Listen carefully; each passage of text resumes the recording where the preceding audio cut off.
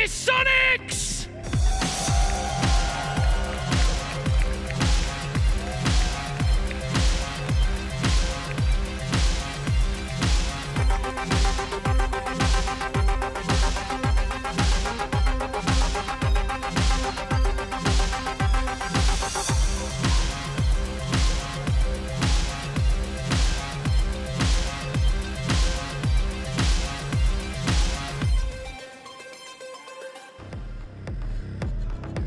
Their opponents have been labeled as the next big thing for over a year, and now they are just 2 series away from living up to the hype. Give it up for W7M!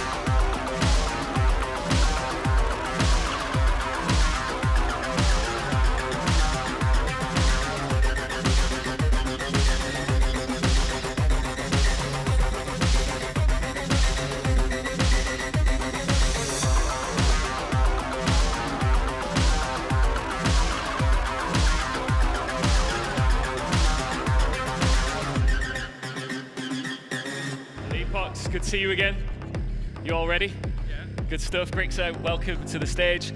I'm going to start with you. You lost to W7M earlier in this major. It's the only map you've dropped, right? Does that leave you feeling a little bit apprehensive going into this one? Is there any chance they've got your number? No, I think that's a loss that, if anything, helped us more to lose then and there. Learning to lose is something that every team needs to go through, so I think that it helped us more than it hurt us, for sure. Of course, that was only a best of 1. This is now a best of 3 situation. Do you feel confident that you know what this team are all about here? Yeah, I think it was a tough game, our first game, and today is going to be a great game against them, but I think we're going to come out with the win. You've seen how dominant these Brazilians have been since coming onto this stage. They're every single team that stepped out here has been incredibly successful. You are the last team outside of South America to make it here to the semifinals. Does that fill you with a bit of pressure, do you think, at all? No, not at all. I mean, if anything, I think we got more fans on our side, to take LATAM down. But, I think it's going to be a great match. Nonetheless. W7M are a great team, and I'm here to have some fun.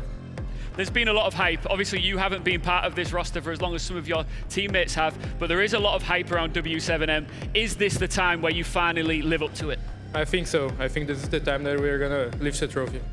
Well, as you can see, we are in front of an EU crowd here. Is there anything before you get into this server that you want to say to your fans watching at home? We'll make sure to put on a show for you guys tonight, all right? And you? I think we'll have a great game. They are in a less hope, but we're going to crush it today. They're going to crush it. We'll see you in the server. All right, we will indeed, guys. Go and get set up for this one. As you can see, both of them, a nice bit of sportsmanship there, have labeled this as a banger. I imagine it is absolutely going to be. I'm putting it out there, Milos. We're going to 3 maps. What do you think? Ian, the only thing I can say is the airport is not far away, so whoever gets knocked out is going to have an easy trip back home. Welcome back to the desk. Hello, Copenhagen. We are in and ready for a second matchup of the day, or best of 3. The last hope of literally everywhere else in the world, as Brazil has dominated the tournament so far. Soniqs, a lot of pressure. Maybe that's just hiding it for now. At least we heard it in the interview. We'll get to see it in the server. Welcome back. Hello, I'm Milos. With me are Anne and Jesse. How are you doing today? Excited to be back, Milos. We've got North America once again on the big stage, facing off against their Latin American rivals. Always a good show. I think Soniqs trying to avoid that all too familiar all-Brazilian grand finals, which we have seen a couple of times in Rainbow Six before, but it's not going to be easy. You ready again? Another game today, Anne? Yeah, exactly. I'm definitely ready for it. There's a few key things that we take away from the interview, right? I mean, them coming in saying, we lost, but it's so good to have it early in the tournament. I think it'll help them for today. All right, it's time to introduce our 2 teams. You saw them on the stage. Here they are. It's W7M and Soniqs.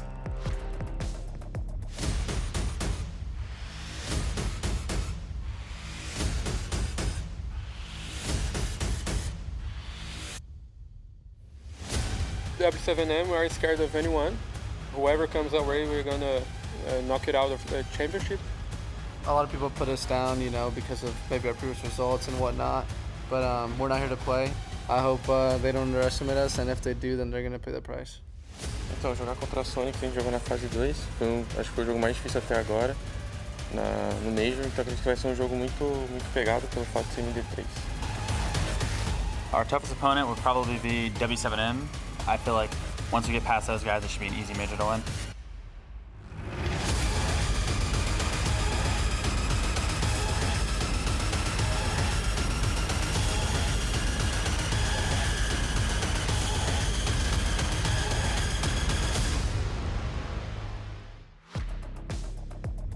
Our second best of 3 is about to begin, but first we fill you in on a few bits of data. Well, again, W7M versus Soniqs, the last hope of the rest of the world, and W7M on the other side. My question is, though, how ready are W7M? Because they have been in semifinals before, and they have faltered a few times. Yeah, I think they've been ready for a little while. You know, we mentioned in the introduction of the team saying, oh, they're the next big thing for this year, really, so far.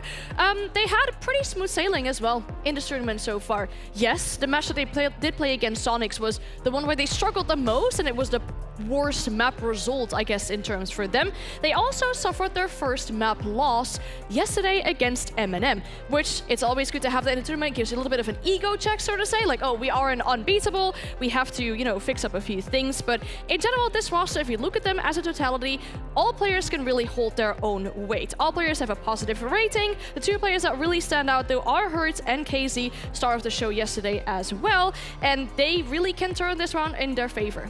Yeah, I think this is going to be one of those games where we really get to see the big stars shine. I kind of look back to a match from yesterday, Liquid versus G2, a game that I really thought would be decided in the prep phase, a game where really both teams are trying to outsmart their opponents, coming with a lot of big strategies. And these teams obviously have been prepping, they've got good strats as well, but this feels like a game where we're going to see an all-out brawl, all of the players standing up and going in for the battles. These are two incredibly talented, mechanically based teams. You've got players like Citizen, like Grixer, like Gunner, who's been an explosive force for the Soniqs, going up against KZ, Hertz, JV92 even. I mean, this is a deadly combo of teams. All right, but Jesse, the question is from me to you is, if you were to highlight one player in W7M, who would it be? Milosh, we talk so much about KZ, but it's time to talk about Hertz. Having the tournament of his career, he's been fantastic coming in from W7M, and it comes after one of his worst performing stages. In stage 1 in Brazil, he was the lowest performing player on that team, 60 and 66 KD,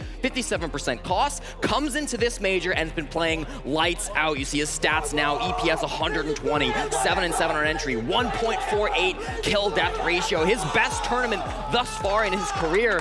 And he's been playing so well, especially, you know, you take a look at his early games, right? I think yesterday he started a little bit slow, lost a couple of fights early against M&M, but battled back, was getting aggressive, had some big clutches to help out the team. I think he's really one of those guys who can turn things around, who makes things happen for W7M. And so for him to show up, be the big star when we were usually talking about KZ on this roster, has been an incredible change of pace. And Hertz, man, he's a scary person to go up against. It all sounds like a tall task for Soniqs on the other side, and Alpha Man last night was rizzing up Soniqs. I mean, obviously he played with two of the players way back in the day in the North American League, but can Soniqs do it here and make it to a grand final?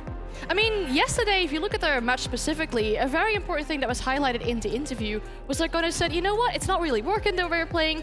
Let's put all sweats aside. We're going to act like we're playing ranked. And that is an interesting decision, as you could say. But if you look at the players on the side of Soniqs, on their roster, they have these players that could really benefit from that kind of playstyle. You have these star players that can really get in there. They can get these frags up on the board. And it worked well for them yesterday as well. And you know who really benefited from that rank style playstyle? Citizen. Man, oh man, did he show up when they started changing their playstyle a little bit before they went down 6-3, because that's when he said that switch happened. They go down 6-3. Prior to that moment, Citizen's 4 and 7 on the KD. He's really not been showing up. Not terrible, but he's not been that star player that Soniqs need him to be. After they go up against match point for the rest of that map number 1, he is 7 and 2. He crushes in that ranked like playstyle when they let loose, take aggressive fights, get in the mud, and start bringing the battles in towards NIP. And so if we see more of that today, if we see more rank style playstyle where you've got Citizen getting in the mud early, fighting those battles really aggressively against anybody he comes up against, he's going to be the big challenge W7M need to take down. Yeah, for this team in general, it really feels like it's a team effort. If you look at the rating of all these players, they're not further apart than 0.14 of each other. So they all seem to be holding up their own weight. And that roster hasn't changed since SI. And their SI started pretty good. They had a very solid start, and it kind of went downwards slowly after. And I feel like the recent role changes that they made, or where they have decided, you know, Gio is going to be our main spearhead in regards of IGLing. We're all going to listen to him. No 4 or 5 different voices on the team. It's been really benefiting them. I mean, the players that are in the server are another level on their own, but then the two that are sitting behind them are also very important. The coaches that are here on the stage, Felipe Abreu, who has played forever, and now, of course, has stepped up as head coach with W7M. He's been coaching for pretty much the past 2.5 years, and got us on the other side, a veteran of North American Siege, and has been also coaching for what seems like forever behind the Soniqs. Exactly, and I think we've really started to see the Soniqs go through a bit of a shift. Of course, I've talked with their coaching staff here at the event. It's been great hanging out with them, and I really do think that they've seen a shift towards the team, going from maybe at the start of the stage where there's a lot of cooks in the kitchen, ideas are kind of being thrown around, to now Gio being that main focus. I know that the coaching staff is very happy with the way this team's kind of changed things around. Gio being that key IGL who makes the decisions, always calling things for the team, has been incredible for them. Now let's see which maps we're going to be playing on for this series. Reminder, it is a best of 3. This is the last best of 3 we're going to have until tomorrow. It's best of 5, and I'm sure everybody loves a best of 5 grand final. We already have Team Liquid awaiting the winner of this matchup. Chalet is up first. W7M starting off on the attack. Oregon picked up by Soniqs, where they go on the attack. And finally, Skyscraper for Soniqs. They ban out Clubhouse to take us there. And general thoughts on our map pool. Very clear statement made by W7M in the first map ban, because they banned away Border, the map that both these two teams played against each other in their previous matchup. Clear statement made there. If you look at Chalet, the pick from W7M, it is a map that they haven't shown yet this major. Not a poor map for Soniqs either. They actually win 6 out of 7 games on it in recent history. I feel like in general ideas of this map ban, both teams have picked a map that they're pretty comfortable on themselves, but isn't all too poor of a map for the enemy team either, which should give some good siege, hopefully. Yeah, I'm looking at W7M too. If we get to that final map, a Skyscraper, 3-0 in Stage 3 when they last played this. Haven't played it in a long time. Very similar to map number 1 with Chalet coming through between these two squads. Very odd for W7 to be banning their most played map and then picking a map they haven't shown all year long. But, you know, semifinals of a major, this is when things come out. And the decider map Skyscraper is actually W7M's most heavily contested ban or map ban so far this year. So again, similar in the previous game, some teams are keeping a card up their sleeve and okay with letting a map come through to the decider. All right, then. I'm very excited then to get into our second and final semifinal. Thank you so much, Anne and Jesse. Copenhagen, are you ready? It's Soniqs, it's W7M. Our casters are ready. Enjoy. Armin Vlook. Thank you very much, Milos and the team on the desk. And yes, here we are with the last best of 3 of this tournament. The last chance for a team that isn't Latin American to be there up in the final. That's it. Is it going to be an all-NA final we're headed to, or are we going to see at least an NA team with a little bit of EU in there to try and fight for the title? Well, that will be decided here in this next best of 3. Are we going to see 3 maps? I definitely hope we are going to see all 3. You don't want anything less, because you and I got to be there casting the best of 1 that these two teams played against each other but a few days prior. And obviously, if it had gone, 2 rounds different, what we would have had from the side of Soniqs is maybe even a first seed.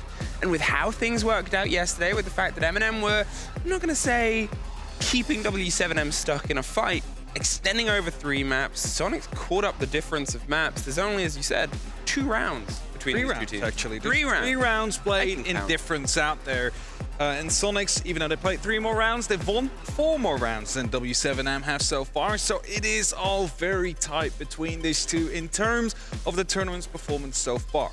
So this is going to be that differentiating factor. One of them has to go home. The other continues their streak and their journey towards the final and to potentially be lifting that very heavy trophy that we've seen before. I've heard people would need it is a very heavy 3 trophy. players at least to lift it.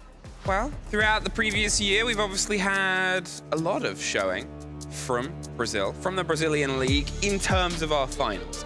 We had Yon Shipping, Liquid, who have been able to climb their way through today. We obviously had W7M at SI not too long ago. We've had them consistently knocking on the door of being all the way that close. But right now, what we might not have is just a Brazilian League team in the final. What we might get at the end of this is a confirmed return for a trophy towards Brazil.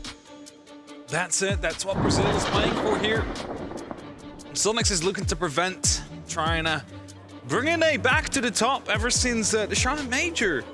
Dark Zero, of course, in the first battle. It's been a while. It's been a while, so Flores to be removed. Goodbye, Flores. See you later, once again. I mean, the Flores removal on Chalet, it's... Hey. Cosplayers. Flores is gone. Yep. Ying is gone. Ying is gone as well.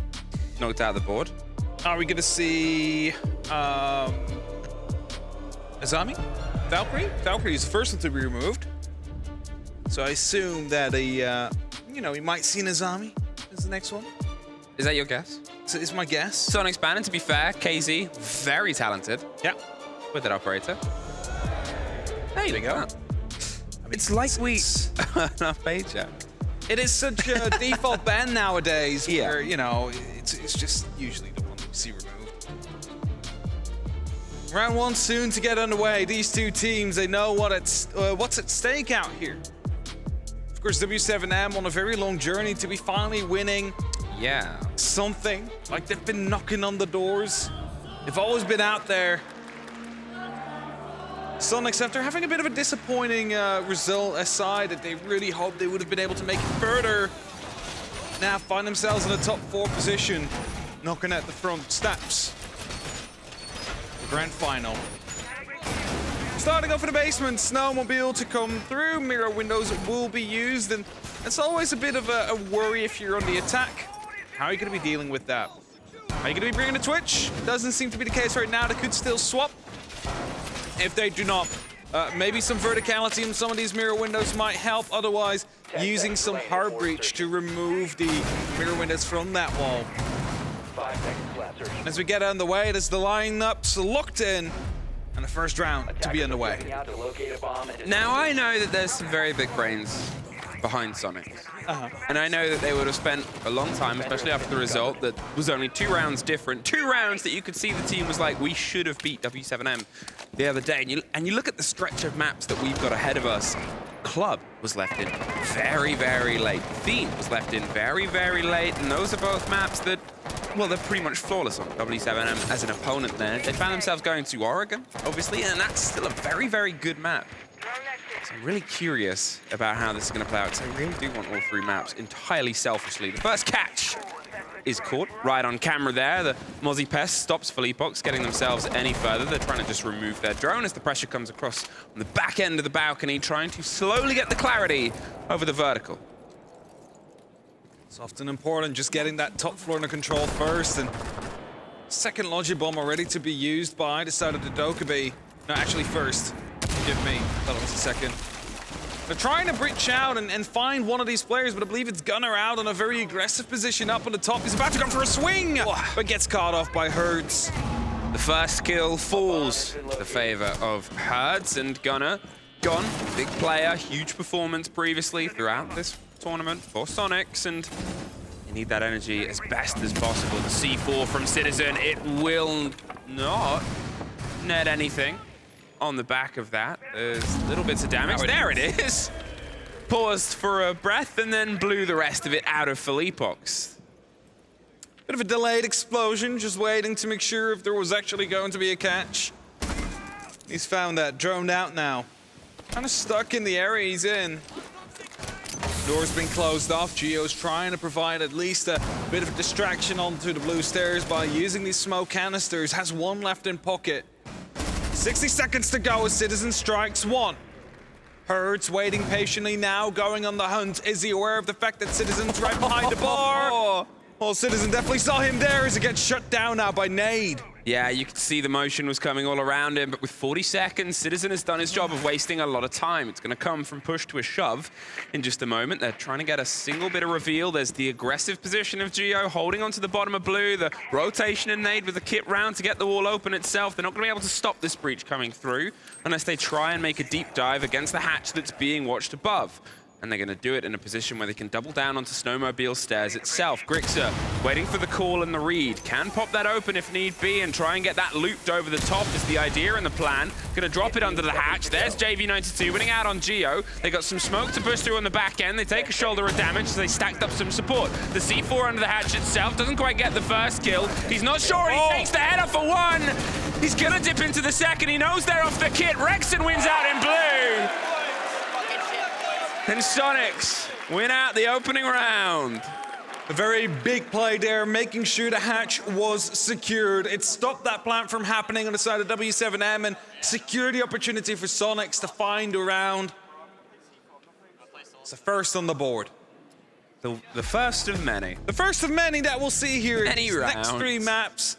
Potentially 45 rounds we get to see between these two.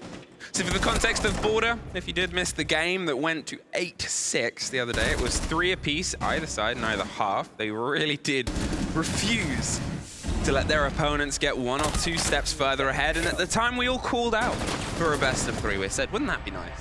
And we said it could even be a final, depending on seeding. We're not quite going to get that final. We don't quite get it as a final. But it's the next best thing. It's semi-final. The last one. 1-0 and up to the kitchen. We're going up 1 single floor here.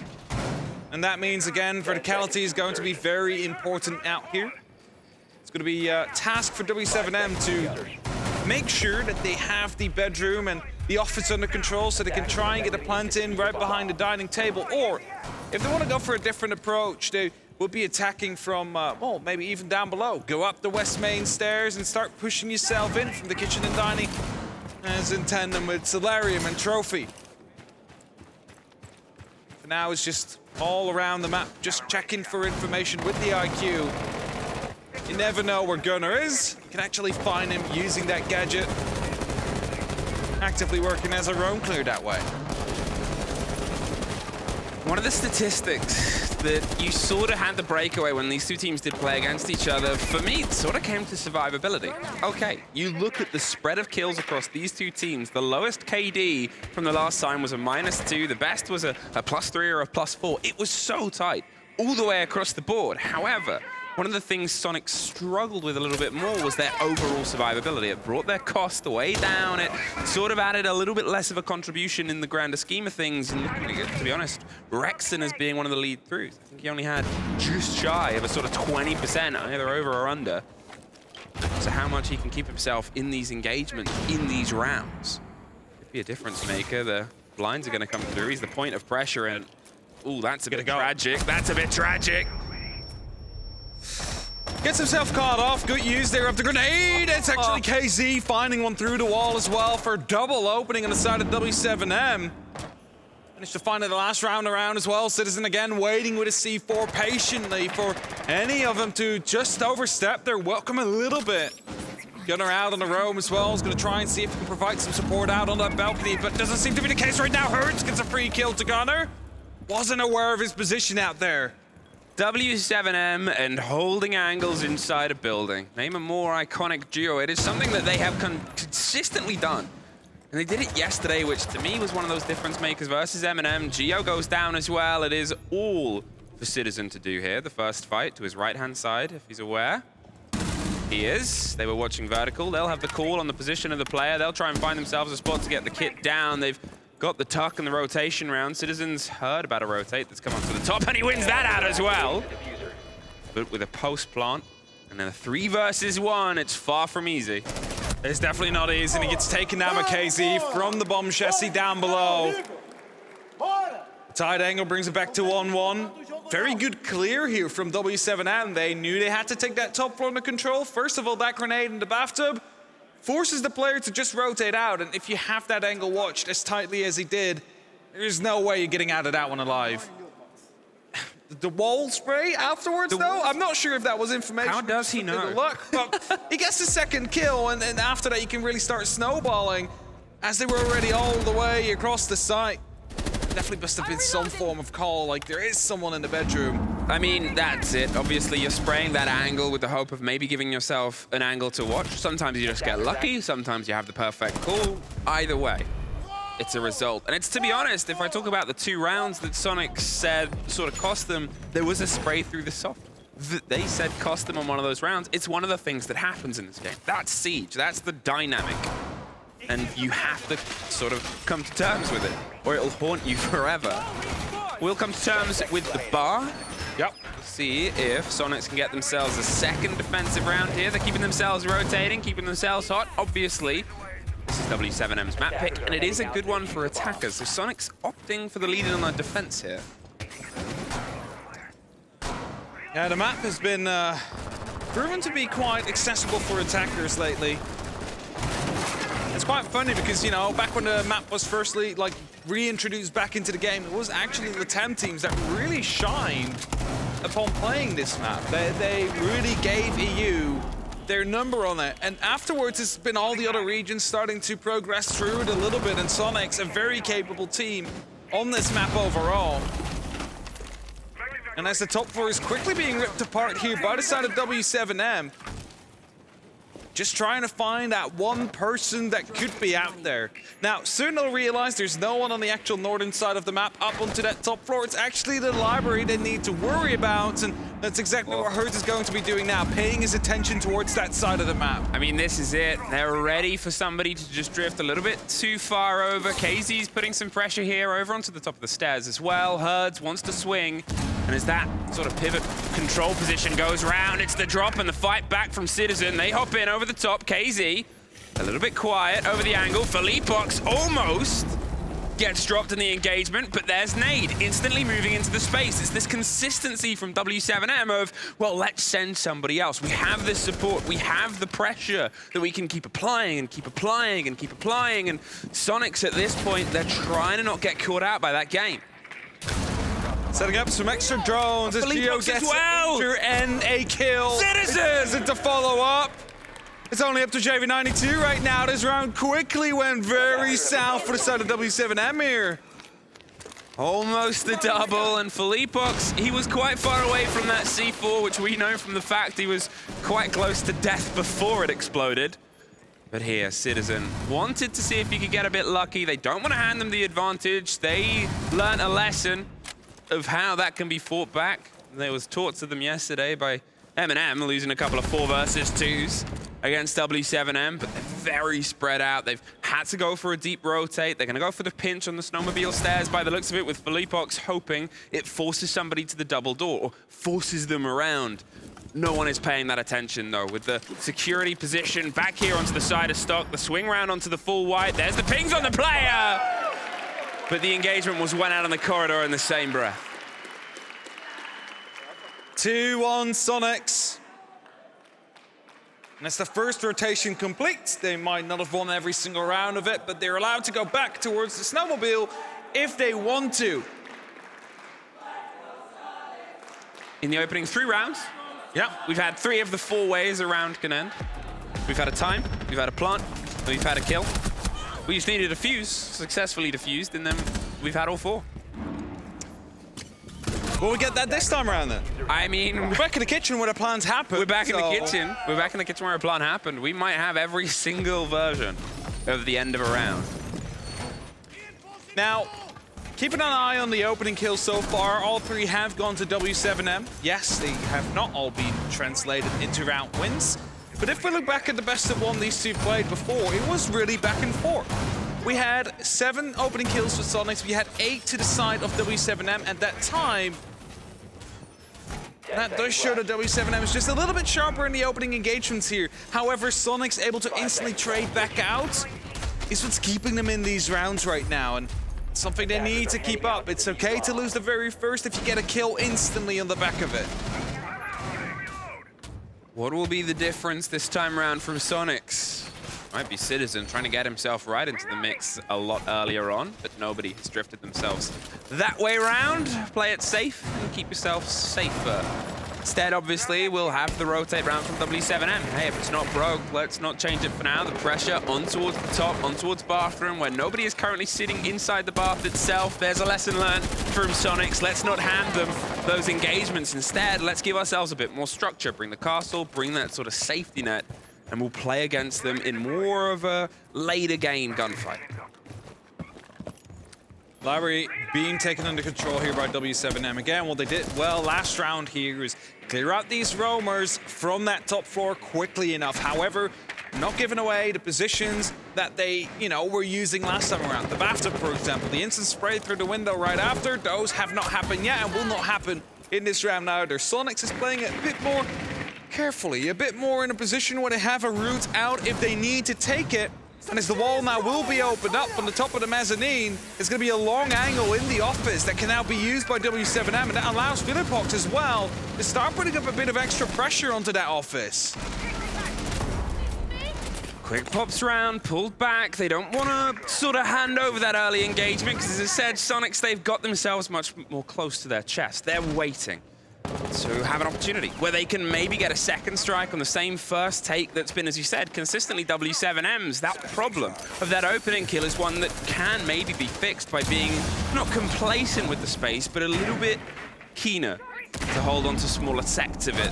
Oh, there's a take. Geo gets the head off for KZ on the swing round, but you saw that there was two people ready and willing to aim for that fight, and that's exactly the point given punctuation. They are making sure there's a second Soniqs player offering something back. Now, when there was 1:10 left on the clock, they basically opened up everything they need to get that plant to be stuck down.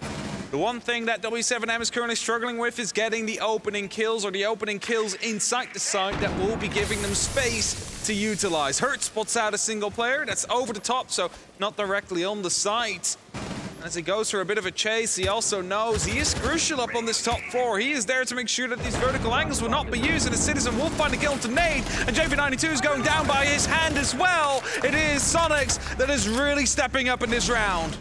4-2, and there's a bit of damage done to at least half of the board right now. They break their way into the site for Philippox, so they know the second tucked player. Oh, Citizen, he gets the triple on the back end. They get a sneaky rotate round. Philippox gets the pistol down to the 1 versus 1, but the other one on this is the time, and we are out of it. Citizen currently has 10 kills over these 4 rounds. He has been stepping up. Soniqs now leading 1-3, trying to extend that lead with every round that comes on. Headed back towards that basement floor. Jans are starting. I mean, have they ever stopped? Have they ever stopped? And Citizen, the last time we were out here on a very effective top floor roam, wasting so much time, 2 bodies as well, before he was finally shut down. And yes, at that point, W7M, they had the numbers advantage. They could have gone for the plant, but they didn't really have the time nor the control to make it happen, because the mirror window's still out there, not being contested on the snowmobile, allowed for the hatch take to be successful. And afterwards, the plant was unable to be stuck by W7M. So they need to adapt. They need to change. Could we see a completely different kind of take to come through?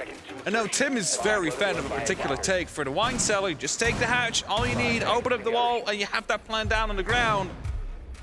It could be as simple as that. The Soniqs, they fight back, and they will not give them any space that they do not want them to have.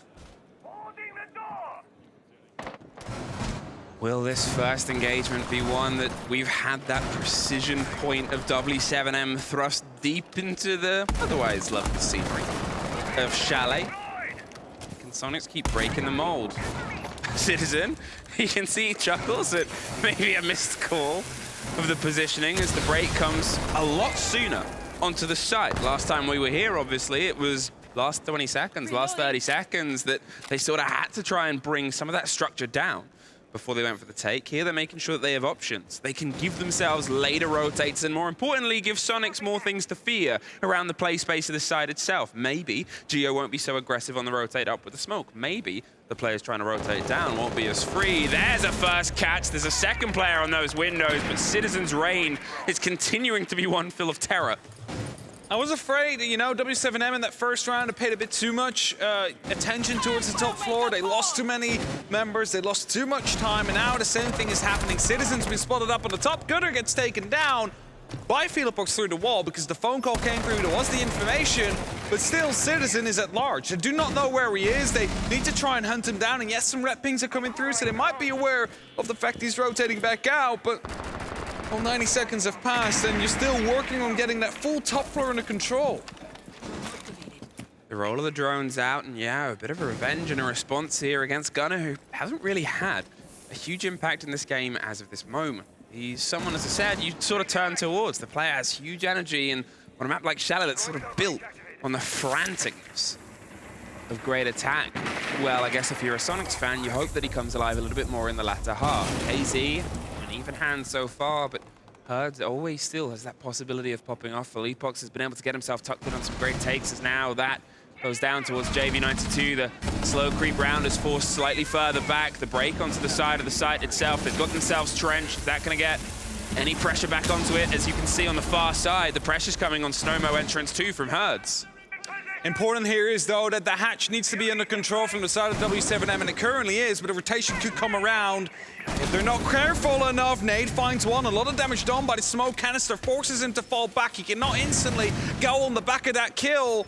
And now the mirror win is actually being held by W7M player. Down Citizen as a result. Rexon forced out of position, leaves it only up to Geo as the plant goes down.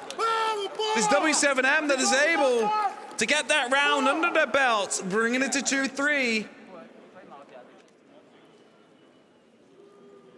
And as we wait to see where Soniqs will go for that final round, seems like we're headed towards the bar and gaming room.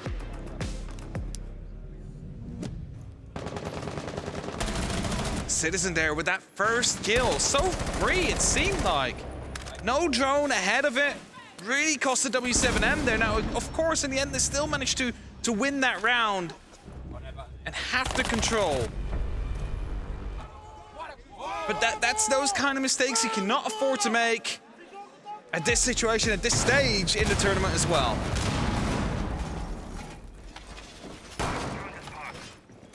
Three to do. And will we have our third even half in matchups that involve these two rosters? Will we have, for the third time, a deadlock of attack versus defense and the consistent tug-of-war that seems no team wants to let go of here? Oh, Rexon, will he have a gift? Fires over the top, not to find a reward. He's still got other work to do. Just opening up some extra angles for later on.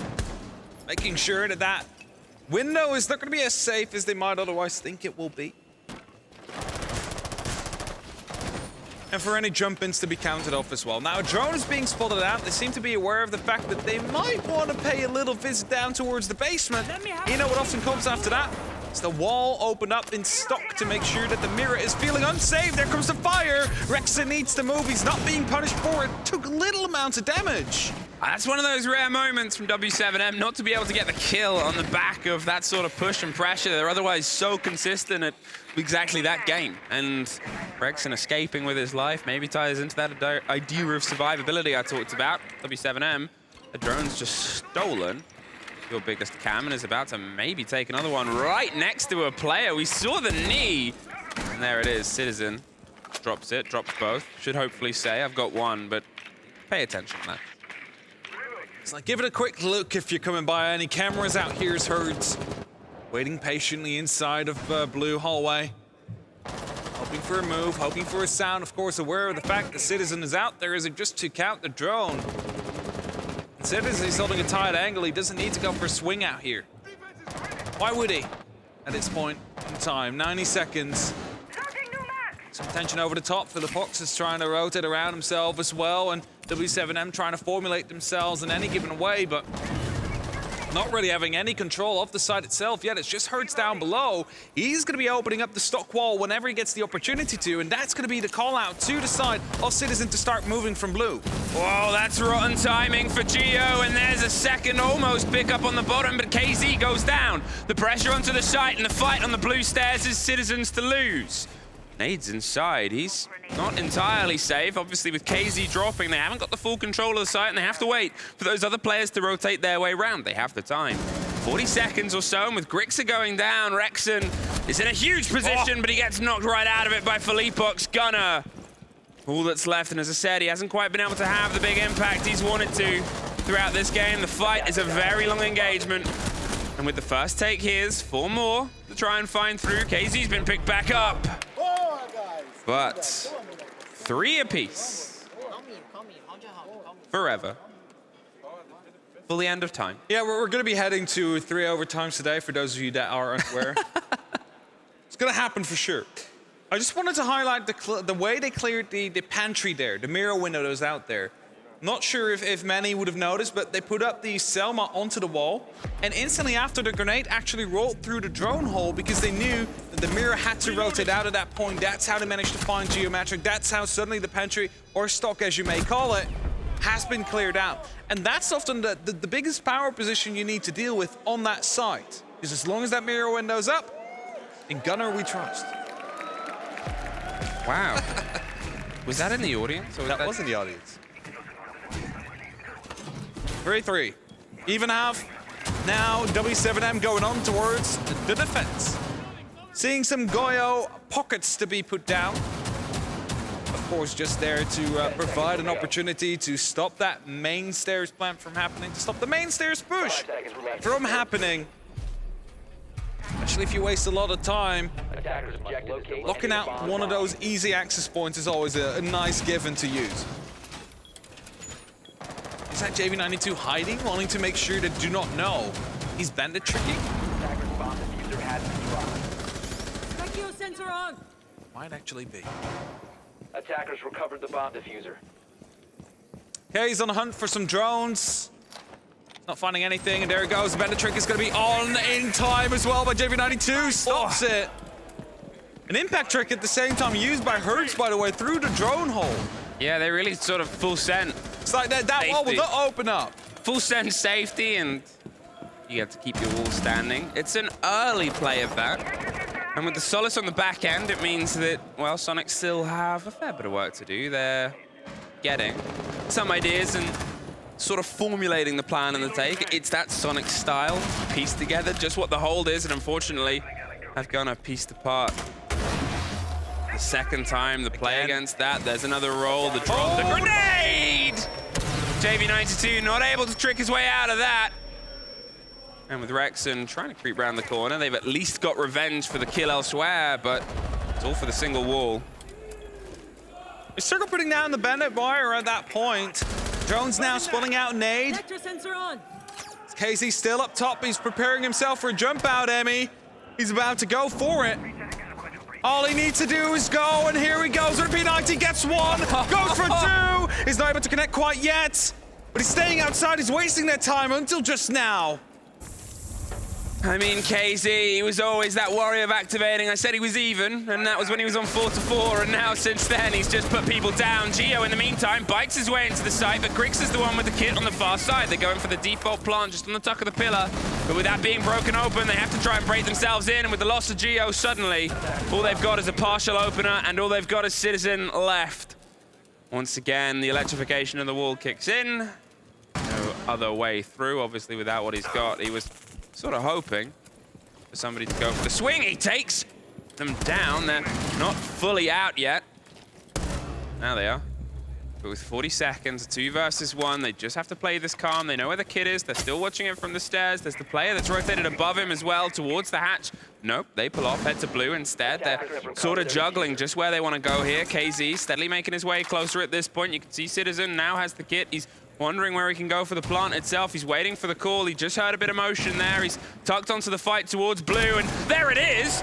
Suddenly a 1 versus 1, and suddenly Felipox' safe position on the far end isn't so safe, but whilst we were watching Citizen, he'd rotated his way back round. Was, of course, playing up above near the kitchen, had the opportunity to go down the hatch or the staircase. There's not that many places left to plant safely there, so good utilization of that game knowledge. Just firing a couple of shots, enough. Citizen down just temporarily. About to respawn for the next round. Great grenade there, by the way, opening things up onto JV92. Stopping that bandit trick from being effective. It's like so annoying when you die off like that. And W7M, they take the lead. For what I believe is the first time in this series, yes. Let's see if they can hold on to it, expand on it, or if we're gonna get another 3-3 half in the end of it.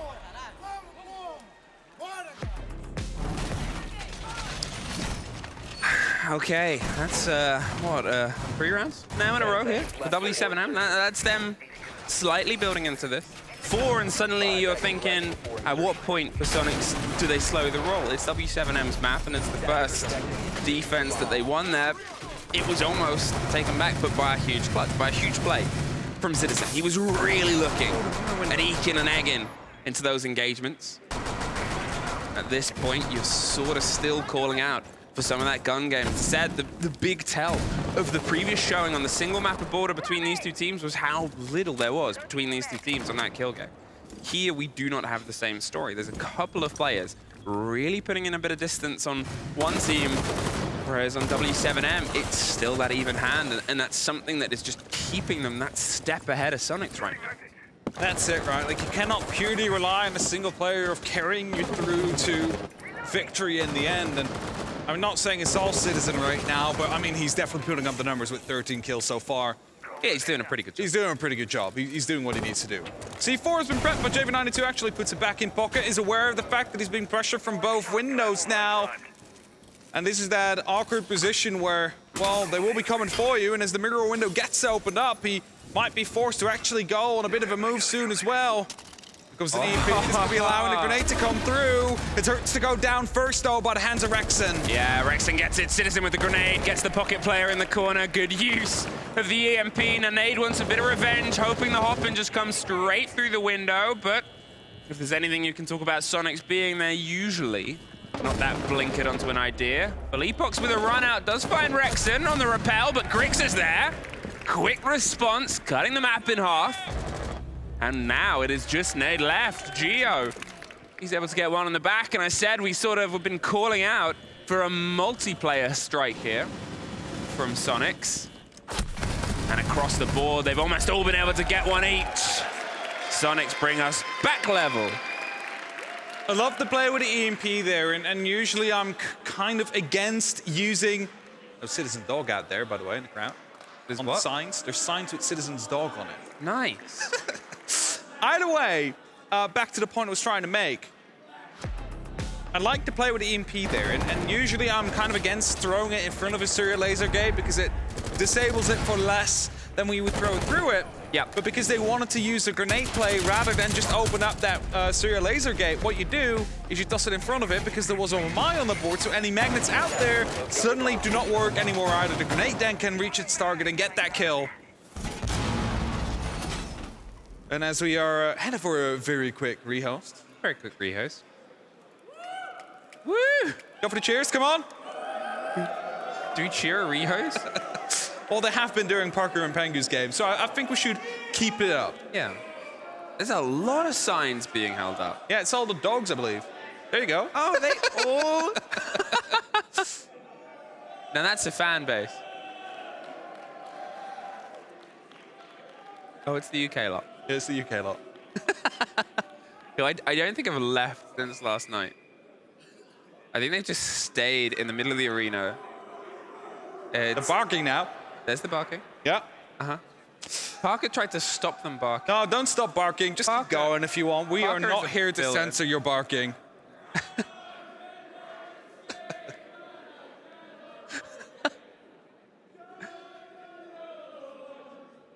This is everything you want from esports. Citizen's Dog being put on portrait here.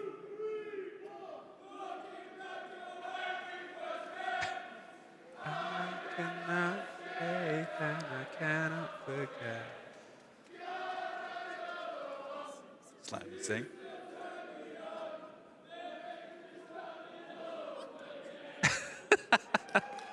Let's go! Big applause! Big applause to everyone! 4-4 is the current score. 4 apiece. They are refusing to let their opponents get themselves a step ahead. And as I said, the concern there was if suddenly you had 4 rounds in a row and we found ourselves in the sort of 5-3 split, at what point you go, okay, let's try and slow this game down. Yeah, it's W7M's map.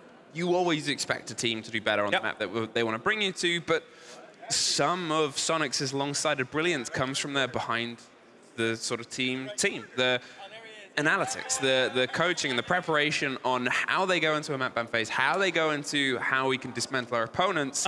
Why you see them taking time to work out the pieces of the puzzle is because that is, for my money, their favorite bit of this game.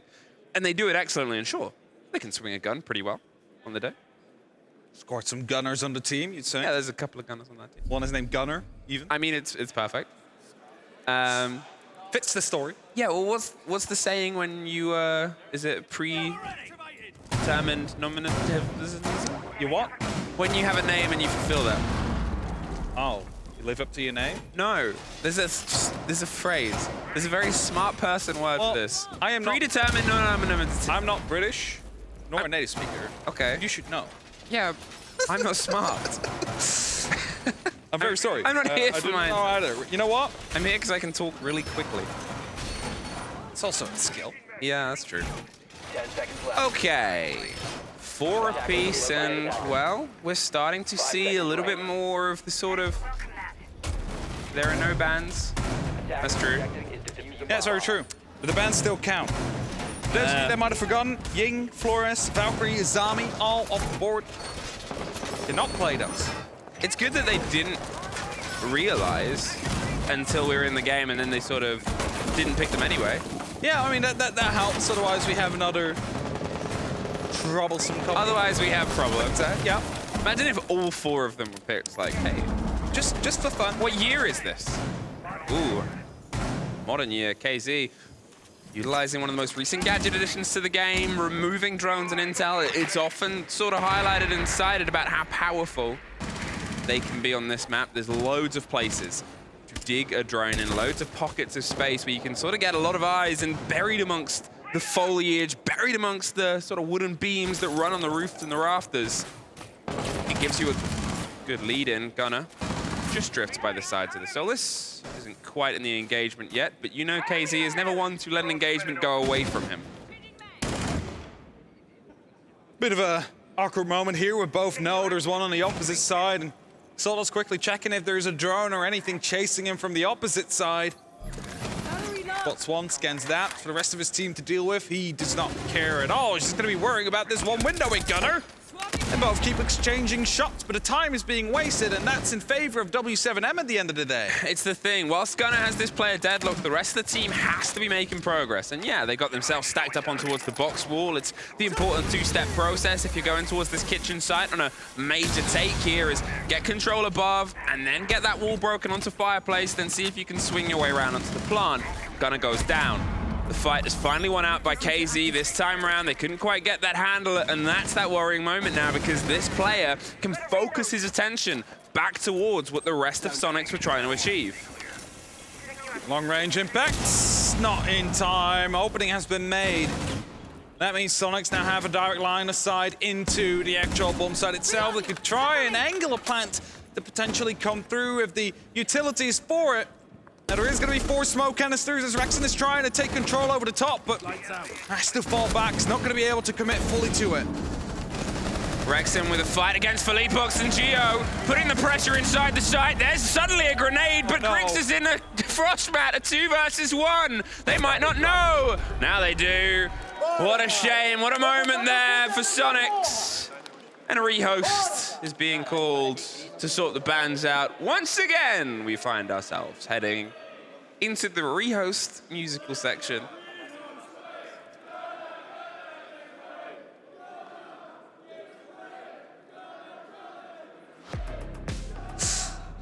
Can't hear what they're actually saying, can you? They're cheering for someone to give them a wave.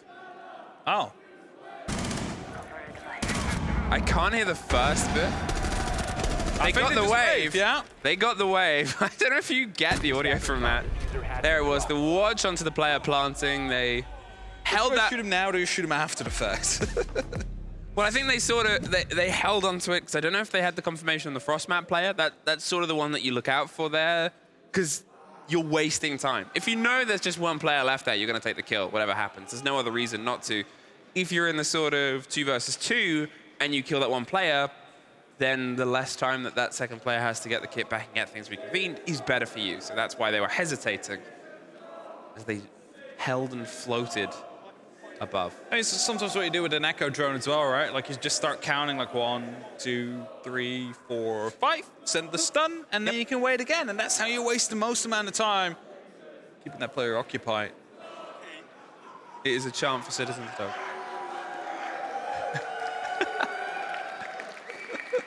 The last hope of EU finding success at this EU major, and you cannot say people aren't behind him. Definitely not. I can hear the barking now. It's very high-pitched barking coming on. It's a very good bark, though. Yeah, it's a very good bark. It's very believable. You're all very talented. If a little bit crazy. Well, I mean... Hey! Let's go for Gunner next. Does he realize? Oh. The cameraman's given up. Do it! And given up. Oh. You know why we've given I think it's because they're going back into the game, guys. Wait. Right, just hold. Hey! All right.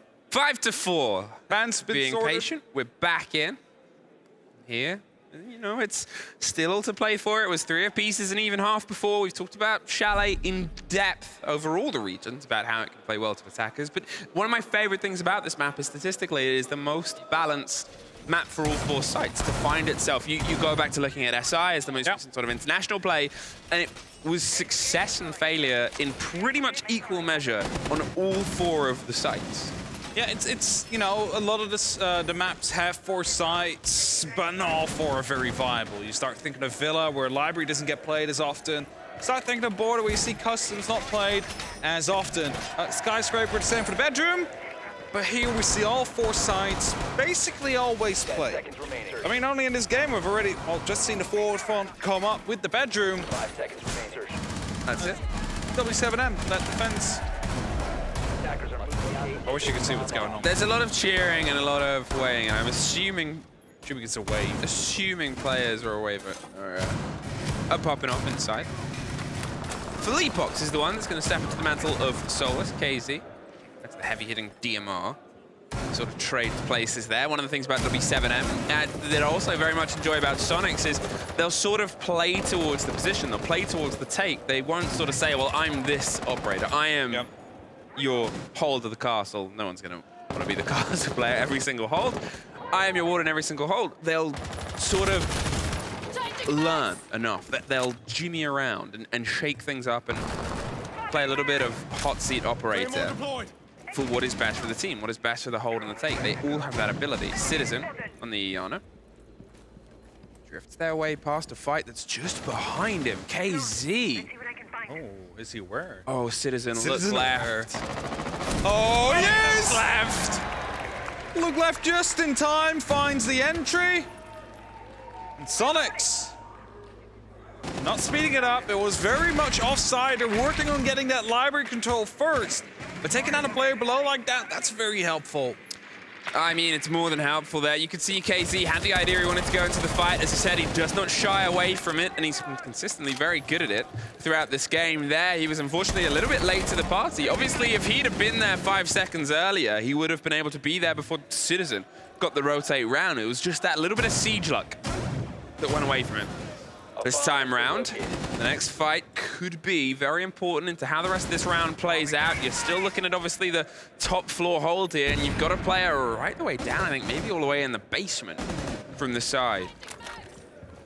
Tight angles are being watched here. They need to be careful of. Gio setting up the exothermic is going to be creating an opening onto the site. Philippox has been turning off his phone calls. Doesn't want to pick up right now. He's on the roam. He's on a mission to try and strike in the back. As that wall gets completely opened up, that actually opens up the left-hand side of it as well, I believe. He Rexon, he's trying to eke his way up, and the danger right now is obviously Felipox. He can sort of solace his way forward, and with 30 seconds left, if he gets the snowmobile stairs, and well, now even more so gets to take on the back, things could really fall apart. Geo is gone. Kit needs to be recollected. Rexon, he's going wider and wider for the fight, looks away at the worst possible time, and double dip JV92. Gets the take, and at what point does the Solace start to roll? Where does Felipox go to roll to? They're trying to force their way in. They don't have control of Piano. There's the fight that gets them that. There's the grenade underneath, going to the player onto the back of the bedroom. Doesn't quite kill Herds, but there's the plant. There's the cover. Herds is underneath. They're putting the pressure onto the planter. There's the strike all the way back towards the top. And there is W7M getting themselves that 1 round ahead and 1 round away from closing off this map. Timeout to be called by Soniqs. That got me off guard. Is that... Is it an actual dog or is... I like, there's two parts to me. One of them wants to ask why they're so good at barking, and the other one goes, you don't want to ask that question. Yeah. You don't want to know. You also kind of do. Timeout. We find ourselves halfway through here, and Soniqs, you know, the play of a late game Solace. The floor was entirely soft underneath as well. How, as I said, the highlight there of where they want to go to. If they got themselves into Kitchen, it might have been dangerous, but was the player obviously in Kitchen playing the grenades. Whether that was called or not, they then took the rotate elsewhere. They have the option of snowmobile stairs where you know they're trying to force the plant in from that side. It just takes a second to strike. It takes a second to, you know, sort of knock the wheel off, knock a train to a different rail, and then it's going in an entirely different direction. We will be going down to Snowmo for the final potential round here, the final potential hold, or we will be going to maximum regulation if Soniqs can get this one confirmed. So far, Soniqs still looking for a plant. Haven't been able to get one down. They've been trying. They've been working towards it. Haven't quite been able to succeed as of yet. Whilst we had 3 on the side of W7M on their attacking half. A little bit of a difference that might come back in the scoreboard now as well. And as Soniqs are preparing themselves for, well, it's not quite do or die yet, but it is for this map. It is no mistakes left if you want to be taking Chalet into your own hands. And looking at the record, they are 6 out of 7 over 2023. W7M have only played it once this year, and that was against PlayStation Gaming at SI 22-3 groups, which they then won 7-1. So there's so much more to go off on the Sonic side of things. Now, as I said, they're also a team, Soniqs, that's happy to juggle operators. Citizen on the Thermite, the gunner taking up the Iana. They played on the round before, seeing if they can put the pressure towards it. Geo's got the Hibana, bringing still some hard breach, but a slightly different taste that they had on the run through on Snowmo last time. They got themselves a bit stuck round towards the back end. Sure, they got this open. They got it open, I'm going to say mildly cleanly, a kill traded either way. But the worry came on the back end where the diffuser was a bit stuck. They could not quite get the fight all the way through. Citizen shakes his head. He's not going to win that engagement. He's not going to risk the rest of it. He needs the team to try and put the pressure above and start trying to close down these looser players. Geo's the floor below. They're going for control here of bar, of this fireplace area. I do seem to be aware of the fact that it is relatively clear, however, still worried about the roamer potentially coming back up to the top. As Rexon is starting to clear out and start to open up some of these angles, there's some pings that fleed in. They managed to get the grenade at the right spot at the right time. There might be the opening kill to come through. Actually bounces the wrong way. That will make sure that his life gets saved as Nate takes down Citizen. And that is that. I'm going to say the Anvil player on the back end of the hole, but the one that was causing potential problems later. As I said, he didn't seem entirely happy about taking the engagement, and Gunner just missed out on the engagement that might have been happening out on the balcony. They're still in a position to maybe go for a hop out onto the bathroom side as Rexon tries to bite their way through. Felipox is watching. Assume the hatch is open, which gives them the rotate. And look at this. You can see Soniqs is trying to find just one player that they can get an engagement on here. But the way W7M have stretched themselves out over the hold of Kitchen, over the hold at the top, they've just not been able to get an engagement. There's 40 seconds left. And W7M still have that mirror window causing trouble. They still have the player at the top of Piano. The grenade rolls round. Grixer does get hurt. Last I checked, that was on the top floor around Piano. KZ might be the one that's moved his way in. He's looking for the fight here on the top of box. If this has gone unchecked, if they're not aware, this is probably about to be a little bit defining. There's one onto Rexin. There's almost the second. It's a shaky firefight. Gunner pulls the pin on a nade, pops it right back in as Grixer gets another, and there's Gunner. Over the top, but 15 seconds, and they still have to try and get the kit planted. It's making its way close. That doesn't quite pop off in the right place. Grixer with a triple. You've got to get yourself in and hold F here at this point. Philippox with a C4. If he gets this clean, there's one. He's looking for the second, and he finds it. The C4 over the top, and there it is! W7M, done on the back of Philippox, are able to claim their map.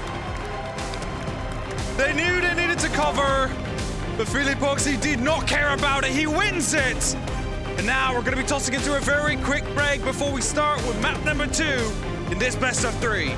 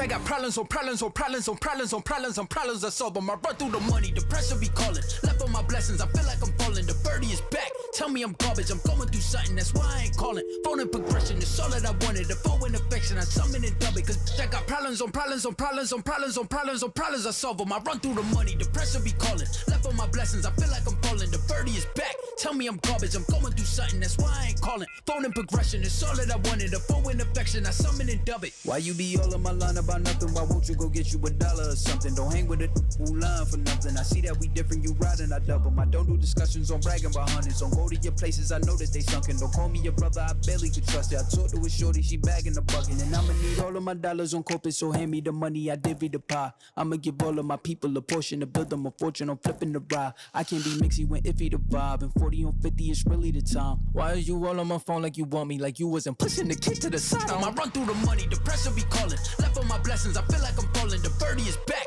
Tell me I'm garbage. I'm going through something. That's why I ain't calling.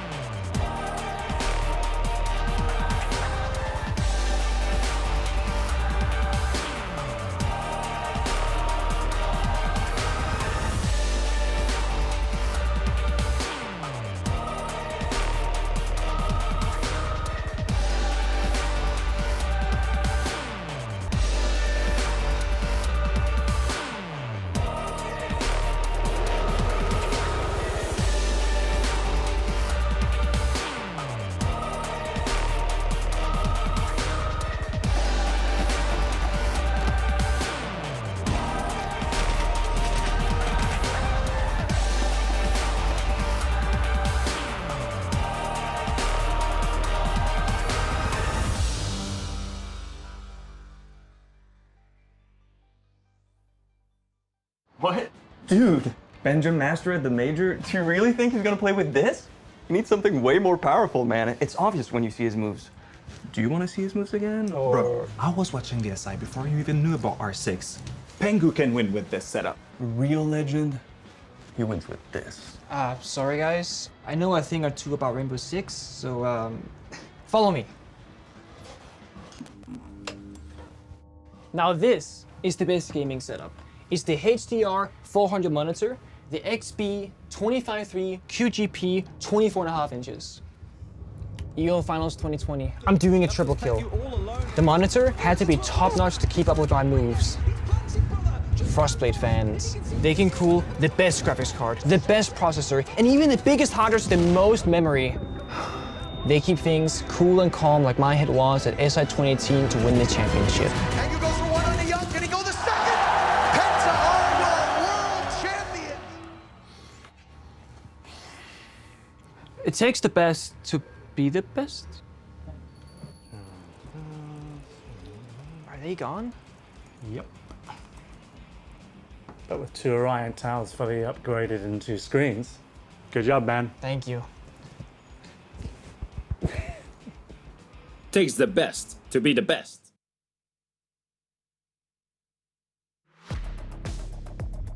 And welcome back everyone to an in-depth look of how Soniqs was able to lose to W7M after a really clean, strategical, methodical attacks. If we take a look at the scoreboard right now, it's 1 down to 3 for Soniqs. W7M is struggling to put any attack rounds on the board, and they're gonna try and do a wine cellar take on Garage, which is not an easy one to do because you need to clear a lot of areas, and Soniqs is actually playing the right defense to counter that. They're all the way extended up floor. Citizen has already gotten a kill onto Solarium here, and Gunner is still upstairs and he still has to be cleared. Now, I want you to pay attention to the utility usage on the side of W7M. JV here on the window still has 2 Dokkaebi calls to remove that player. He's gonna use these to remove him. If we play the round out, you'll see from 2 Dokkaebi calls to 1. If we let the round play out, boom, he's calling him. Gunner is now on the phone trying to call it off, but Felipox hears it and will bangs him. Nice play here. Good utility usage, and they've got top floor control. Now the next logical step is to take ground floor control. Now if we let the round plays out, JV already has ground floor control here. He is in dining, but there is one key element here. Take a look at this.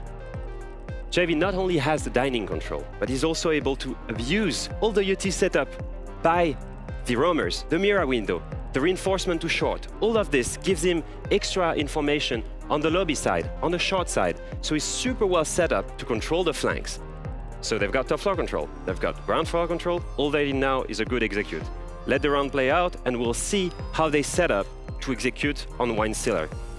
Really important thing on this bomb site is to remove these 2 breaches. It's the most important one, right? And then one key element here.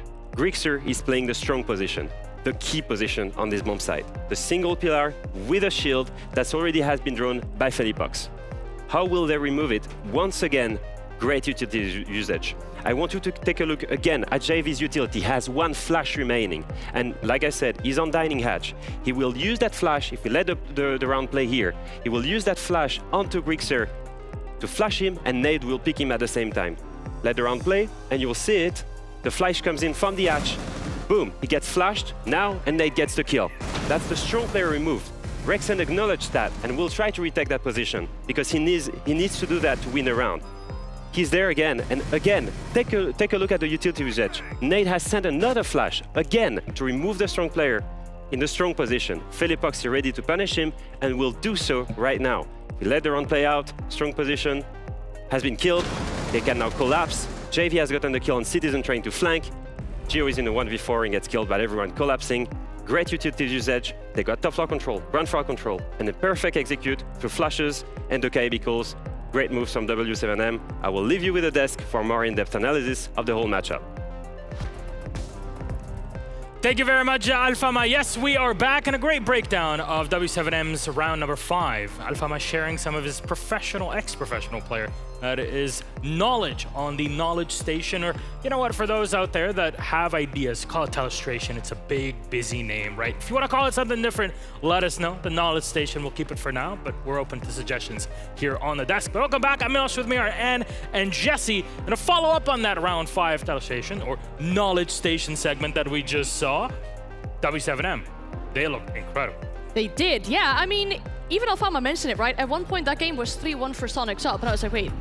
Oh yeah, Soniqs are having a really good start in the game. They had Citizen going huge, whereas the other teammates didn't really step up that much. But then once W7M got to really execute their own attacks, when they saw that Soniqs weren't always winning those gunfights, it was a very good Phantom pressure coming out from W7M, where they would open one breach, but then move towards the other side, keeping the Soniqs players guessing as to where the push really is coming from. And indeed, as displayed by Alfama, having that really good 1-2-3 attack, having that utility usage, clearing out all those defender positions and flooding the site with a very well-coordinated attack. I love that he used the word ghost pressure, because it's just a feint. It is. A feint and a riposte in the other way for W7M. Indeed, and I think we came into this game maybe expecting a similar story to what we saw yesterday. We had the exact same bans, W7M copying NIP, Ying and Valkyrie off the board, Soniqs keeping with Flores' zombie bans. But what the main difference was, we got that 3-3 half, just like we started off last time. The defensive half from W7M was so good. They were shutting down anything that Soniqs were trying to do on their pushes. We saw towards the end of this game, Soniqs are trying to make a lot of those plant executes happen. Soniqs are a big planting team. Last 2 rounds, we saw 3v3 plants being attempted. We saw players trying to get those kids down onto the ground. First it was Gunnar in round number 10, then round number 11 it was Geo trying to plant down in the basement.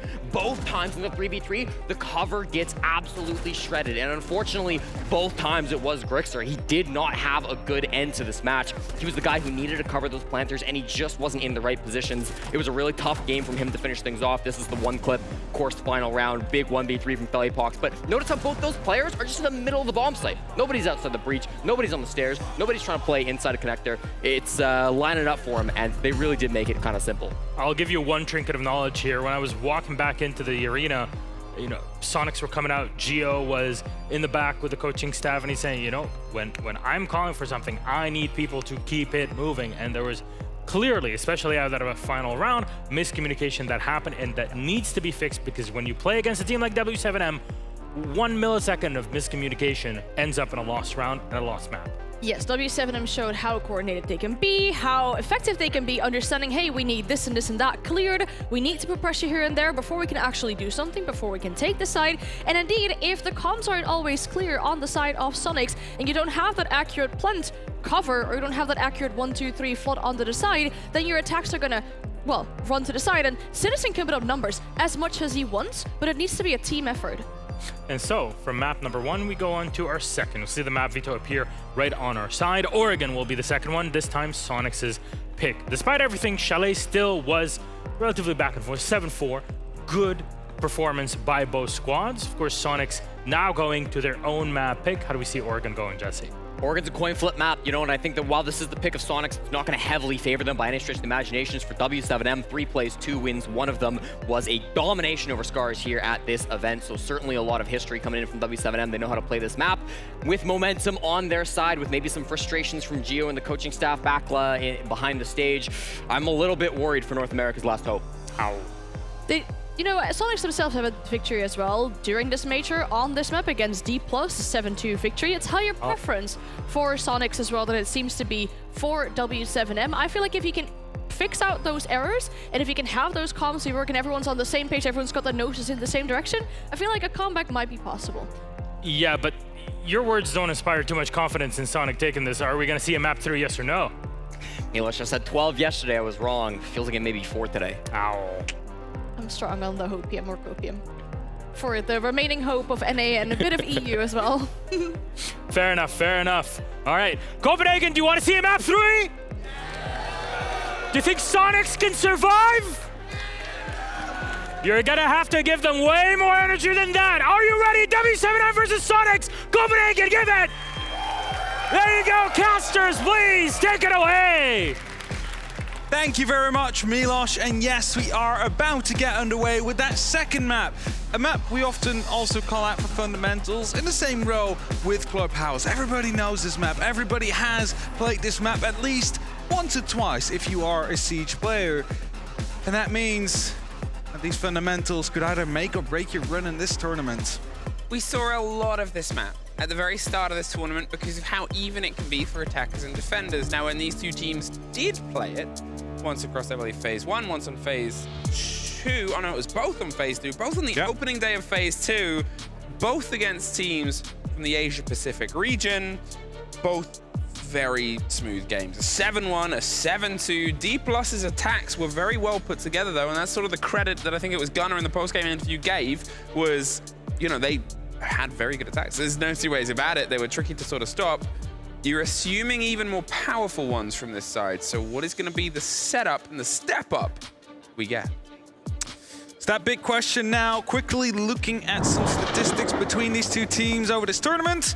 15 opening kills to W7M, 11 towards the Soniqs. But the plans is the more telling sign about how these two teams play against each other. 6 plans from W7M against Soniqs, only 2 from the Soniqs against W7M. So that planned game is going to be massive and important here.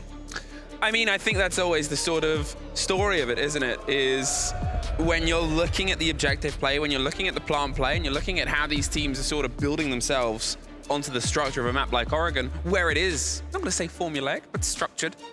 There's a lot of imperative ideas there. Valkyrie. Asami, all right. Like, the person in cut to wasn't saying like, what? They were just going, oh. And this is going to be the Valkyrie 2 coming out. There you go. We'll write those down, just in case. Quickly note them down. We never know if it might be needed. And identical bans actually coming down from both these teams. I mean, they've hit their heads once. They know what they didn't like about it. To be fair, actually, you sort of flick your way back and you think, what were the potential changes? Border compared to Oregon, compared to Chalet, I would say Oregon is the most, I'm not going to say set in stone, but known. There's not that much room for innovation. Yeah. To start thinking about it. In comparison to the other two. Yes. For sure.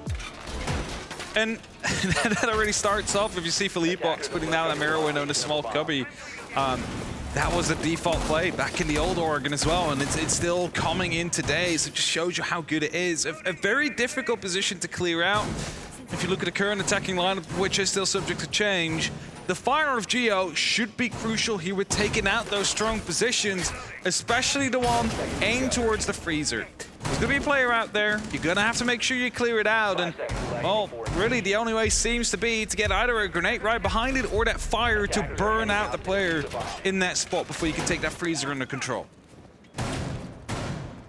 Soniqs' map pick, W7M, opting to lead in here on their defense, and Citizen with a very quick steal of the tower camera, and Philippe with a very quick removal of said camera.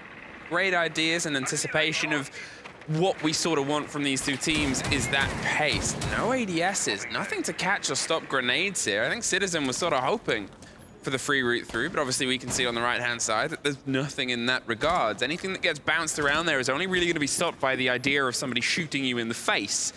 And that's the first Herds. Holding an aggressive position, Gunnar just rolls on up and gets rolled on over.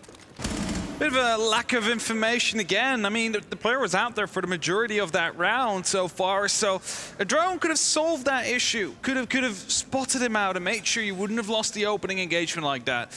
It's not the end of the world yet, though, for the side of the Soniqs. Only lost a single player. Yes, it's Gunnar. Yes, there's quite some utility there. If you manage to strike back on these roaming players on the side of W7M, as KZ is going aggressive right now, trying to chase the player that was just on the drone. Just slipped by and he didn't see it happen. Oh no, oh no, oh no, oh no.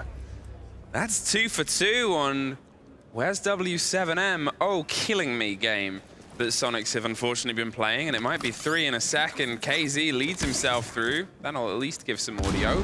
They don't truly know, but KZ didn't want to take the risk. Rotates out through the head of Grixer, and Even the NA boy himself, Jesse, says it's not looking good for a map 3, and this first round isn't convincing anyone otherwise. Good use of the solos there as well, right? Like spotting out the Yana, knowing the Gemini's out there, then realizing he's been spotted. Great game knowledge there, just instantly using the impact to rotate out, and it just leaves it for the rest of them to try and hunt him down. The Citizen goes for an attempt. KZ, he's left on about 1 HP, but still lives, able to make it all the way back towards the back of the stage. Can even go downstairs back to the side, but he's going to be taking his fight. He's going to be taking his chances, waste his time here. Well, that's it. I mean, all of this, he's doing it on 1 HP, but there's still 4 players in the whole site structure left. If he's pulling them out of place, he's not allowing them to do anything. It doesn't matter if he lives or dies at this point. But with 30 seconds left, he's doing his best. Geo rotated all the way around to get the confirm on the kill, but think about what Soniqs have here and think about what's still left to do. You have smokes, mirror windows, the full electrics of the site. 15 seconds and 15 seconds. So at this point, by the time they get downed, 4 versus 1, and a very clean round for W7M. That round was over like with a minute left on the clock already. As soon as KZ able to find number 2 and 3 of the round and still not being punished, and importantly, able to live and escape afterwards, waste an additional 30 seconds to a minute in a 1v1 against Citizen. Oh, it's not looking good for Soniqs, but that's just that first round. We're willing to discard that. Let's just toss that one away. Start from scratch here. Up towards that top floor, the dorms. W7M, they will be creating their setup, and it's just up to Soniqs now to play a bit more into the information game, because it seemed like W7M had plenty of it, whilst the Soniqs really had none. Yep. They were unaware where these players were. They kept on skipping away and then dashing away just behind or in front of them, and they were always a step behind. Yeah, a real sort of missed moment. I think a couple of those moments turned into a missed round. And as you said, those kind of rounds, you just got to brush them off. It's good that it's happened at the start of the game, is the weirdest way of looking at it. At least now you can go, whoops, and then you can pick up. There's 50 laps left of a 51-lap race. And you have plenty of time. That's it. Plenty of time to recover from the early mistakes made and make sure they are not sticking around. And the clutch drone comes through, there's going to be a mute gemmer taken out. Huge part of course, like the lack of information might be those mute gemmers. And that's going to be taken out as well. Yep, there it is, dropped. Swapped, can't steal that. Though that would be funny. You can park your drone on it though, so if they shoot your drone, they might actually get the frost map. The classic, but instead, remember how secretive, how boxy that drone is, and its sort of deep dark black shading means that it can really cover and cower itself in those corners. A great bit of intel. Gunner with a quick zip up to the top tower. Nobody caught out from it as they're just trying to get their owns. The good idea of just what's open here. You can see W7M is still playing that stretched out firefight. They obviously have KZ. You're assuming that's the meeting player sitting not too far away, ready to try and pop up and cause some trouble. If they slink and slip their way through, it is. And they're making the rotate round onto green. A minute has passed. Gunner finding himself on the top of the towers now, just starting to descend. He's definitely giving away his position out here. He needs to be careful as there is someone close near the back of the stage as KZ. There's a barricade in his way though, but look at that. The hatches open up as well. He has 2 opportunities to decide which way he wants to try and contest with Gunner. Grenade through the drone hole is a attempt they might want to go for on the side of Soniqs. That could actually catch a player out here as Nate needs to rotate. Oh, actually the table saves him. Yeah, very well made table there, and the impact trick underneath means that, well, Geo's gonna have to try and double down on this, and they're gonna have to double down with the drone. The fact that that is so solid, a strange protection to the grenades that can come through. They have the knowledge that the player is there, but what do? Do you go underneath? Well, with Felipox and KZ still there and Herds stealing control of the back end, it means that you've got to try and get the rotate round and get a little bit more pressure from before. The window's open. The grenade is going to bounce around over the top, and that one isn't quite going to get in position. There's the breach coming through, and there it is, stopped once again. Soniqs, they're not able to force that single player out of position. And you know, at this point now, they're just going to try and wrest some control. The first is theirs. The second is tucked behind the shield. The pressure's going to come from behind them, but 30 seconds. They still have Philippebox underneath. They still have a stretch of the rest of the map here at W7M. They're still keeping a very sturdy control here of pretty much everything. I mean, this is it. There's only really two options they can go for here. They either need to be going through the trophy door or from the double window. And as Grixer finds JV92, it's KZ that has the opportunity to try and challenge the actual side on the attic. The jumping comes through, but Gio needs to follow to try and get that plan down on the ground. They've slunk themselves across. They're swinging out. Philippebox wins one, and W7M. 2 very cool rounds in a row here. And the control really starts with, of course, those impact tricks. Making sure that that wall stays closed forces your opponent through 2 choke points. The game's door, very difficult to go through, many angles that you need to cover, and of course very predictable if it's the only doorway in, and the double window, often watched from below, but at the same time, like you need to run in deep instantly afterwards to try and get that plan down on the ground. And that angle was being watched, they knew where he was. W7M, they find themselves at 2-0. Now a tertiary site, for the Soniqs fans here, you need to hope that this is the moment where they are able to just hit the next gear, make sure that they're a step ahead of W7M this time around, because we keep seeing that like same thing as what we saw in the first round as well. W7M just a step ahead of whatever Soniqs want to try and do, and they're unable to try and formulate a response so far. You assume this third one falls, and we'll find ourselves falling into a tight timeout. It has not been good from Soniqs. There's no sort of two ways about it. They're struggling to get any of the bodies, to get anybody. Okay, you go back a long time ago, and as I said, the 2 attacks that we saw at the opening 2 rounds from D+, all those many rounds ago, was against the Soniqs defense that needed time to warm up to the map as well, but this is a very different opponent. This is a very different position and play inside, and it's rare, especially between these 2 teams, to see one of them get so much control, even on border, even before this is the best of 1. It was back and forth in terms of just putting the energy in. Now, before this best of 3 started, Soniqs actually had a pretty decent attacking win rate with 59% of the rounds won during this tournament so far. Now, of course, that has started to shrink a little bit after the performances coming through. Hurts, though, taking loads of damage. Rexon still the first to drop. The replies there, Gunnar able to put an end towards KZ, trying to put some extra terror down range. That keeps it even, at least for now. Gunnar bringing the ace, and as the rotate and the reinforce comes through, I'm not sure if he'll try and react to that. He's being watched by a camera that he didn't quite get the drop on. He's going to get himself the stretch on the opposite end, but with that box being locked, Philippebox still holding above. Herds has taken fractures of damage, and you're looking at now the limitations on, well, what can they still smash open? 1 Selma left, and depending on where you're going for the plant on this, unless you're taking the drop on the hatch itself, you've still got a lot of work to do. So where are you going to utilize it? What bit of this structure is what you think you can break across? Minute 30, they're looking towards attic. Philippebox is still tucked onto dorms. JV92 has drifted himself closer towards split itself. There's the slink through. New Hope Soniqs haven't once again let a player slip through. They have. They're opening up for the sake of it. Oh, it's Philippebox jumping down, but that could have actually been very problematic, him being still around there, because as you see, there's no pressure being put down towards the dorms area. You see 4 now pops and he's back on the site, so he's no really threat anymore on that top floor, but he definitely could have been. Seeing just where the players are tucked. What's soft? JV92 gets Gunner. Bottom to the top on the hatch itself. Has the precision he needs. Tries to spray towards the rotating remaining player. Stolen. Maestro bubble. No. Just camera being hacked possibly from the KZ kills, so they're using it as a visual aid.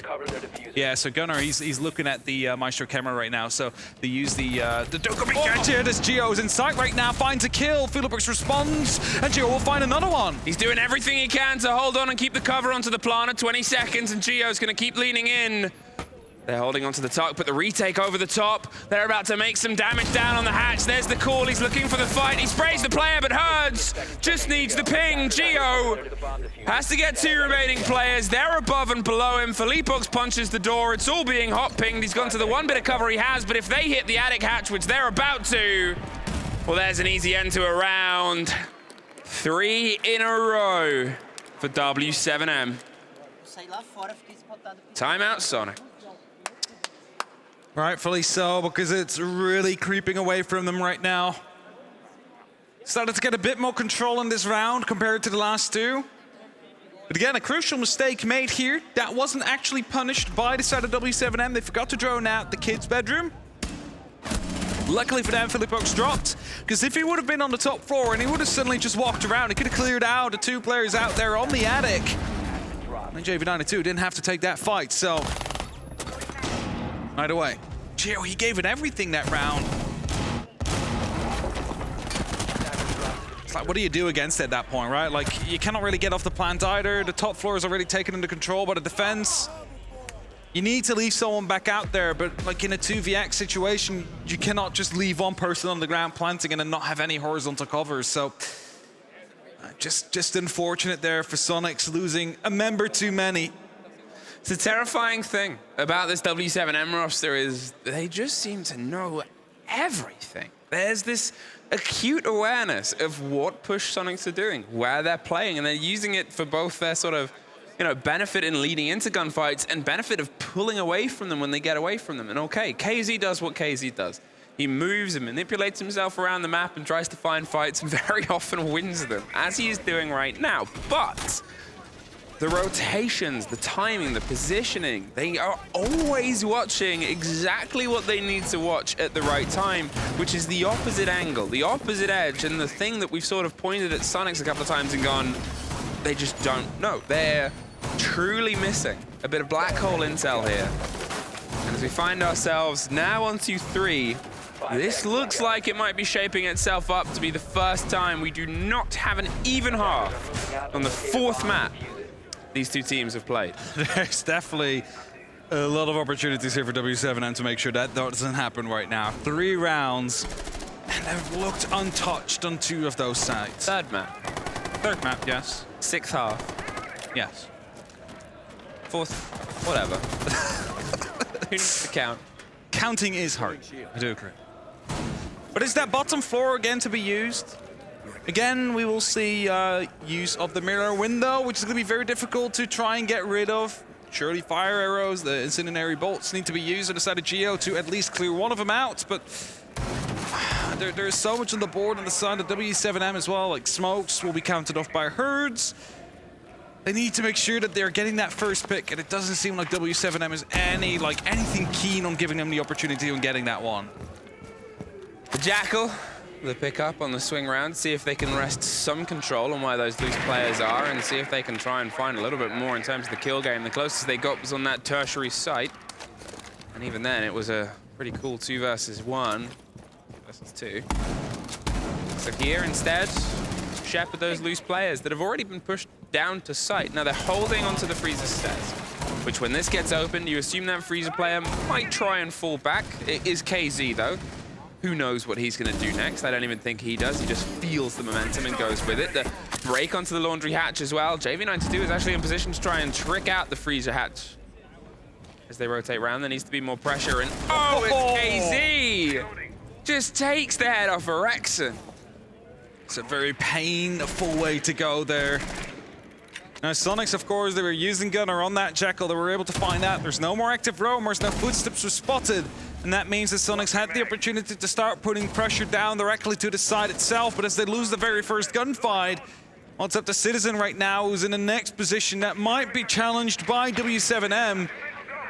He's holding down on the pillar, he's holding down on the rotations, he's taking small amounts of damage as he deals them to KZ as well. And Grixer seems to be worried about opening up that hatch without any extra cover.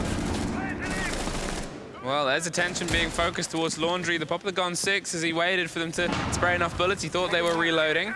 Gunner's down onto the bottom of Freezer now, but there's a slow creep onto lockers, and there's the player playing, and the long-range second mirror window, 2 double-stacked intel. There's the drop. They've snuck their way past. They're trying to force the damage onto JV92. They get the catch on the kill. Gunner gets 1. The shield is still standing. Geo gets 2. There's Citizen for his 3rd on the back end of E-Box. Suddenly they've swung it, but 15 seconds suddenly still has to be just as sudden as it was at the start of this round. Geo, a sliver of health, is trying to force his way down onto Laundry. Nade, he gets the drop inside. And as they pick up the next kill, you've still got to go for the plant. We've seen them lose a 3 versus 1 at this time. They don't lose it this time. They get around a very important one. If Soniqs managed to find a total of 2.5, it is still a very fightable game, a very fightable map. And this was what I was portraying, by the way, what I was describing before. They needed to get rid of that mirror window to play on the bomb chassis, because otherwise they would never been able to get that plant and that push underway. They used the gun 6 first to burn the magnet, and afterwards the fire came through, and JV92, he was just forced to run at that point. And it just opened it up widely for Soniqs. But now, W7M, they're going to be rerunning this side back towards the laundry. They realized what was going on. Little laugh going through. The joy of Geo. What we might see here is more magnets to be set up for that main mirror window. Because if the fire is to be used to get rid of it, if you manage to catch off both those bolts, well, at that moment in time, that mirror window will stand. 10 seconds remaining. Gunner on the blitz. Will that be locked? I don't want it to be. I mean, think about how we've sort of seen the play on the pressure. Nade is obviously playing the smoke. They can try and slow things down, but if they're going for this big stretch, well, maybe you can either try and use that to route your way past against the mirror window onto Freezer itself, get some control, or for the flip side, the standard usual take that you'll sometimes see a blitz if they're on the board is towards blue, towards barrels in the back end. The fact that it's starting on Junkyard makes me think they want to try and get it towards Freezer. It's always that question, right? Like, where are you going to be sending that blitz down to now? Already deep in sight, Gunner, but meeting a lot of these barricades that will have to be struck down. It's going to be taking some time, but also giving a knowledge out to the opposite side of the team. Now, and if he decides to open up security, he's going to be shot in the back. So he really needs those drones to be out there for him as he's clearing out the map forcefully here. Last round on the Jackal, this time on that blitz. He's just making sure he's being oppressive right here and that they clear it just a little bit quicker compared to the last round. Nade is waiting onto Freezer. As I said, the smoke is the one person that if W7M wanted anyone to meet up with that blitz, that's who they can at least buy themselves some time.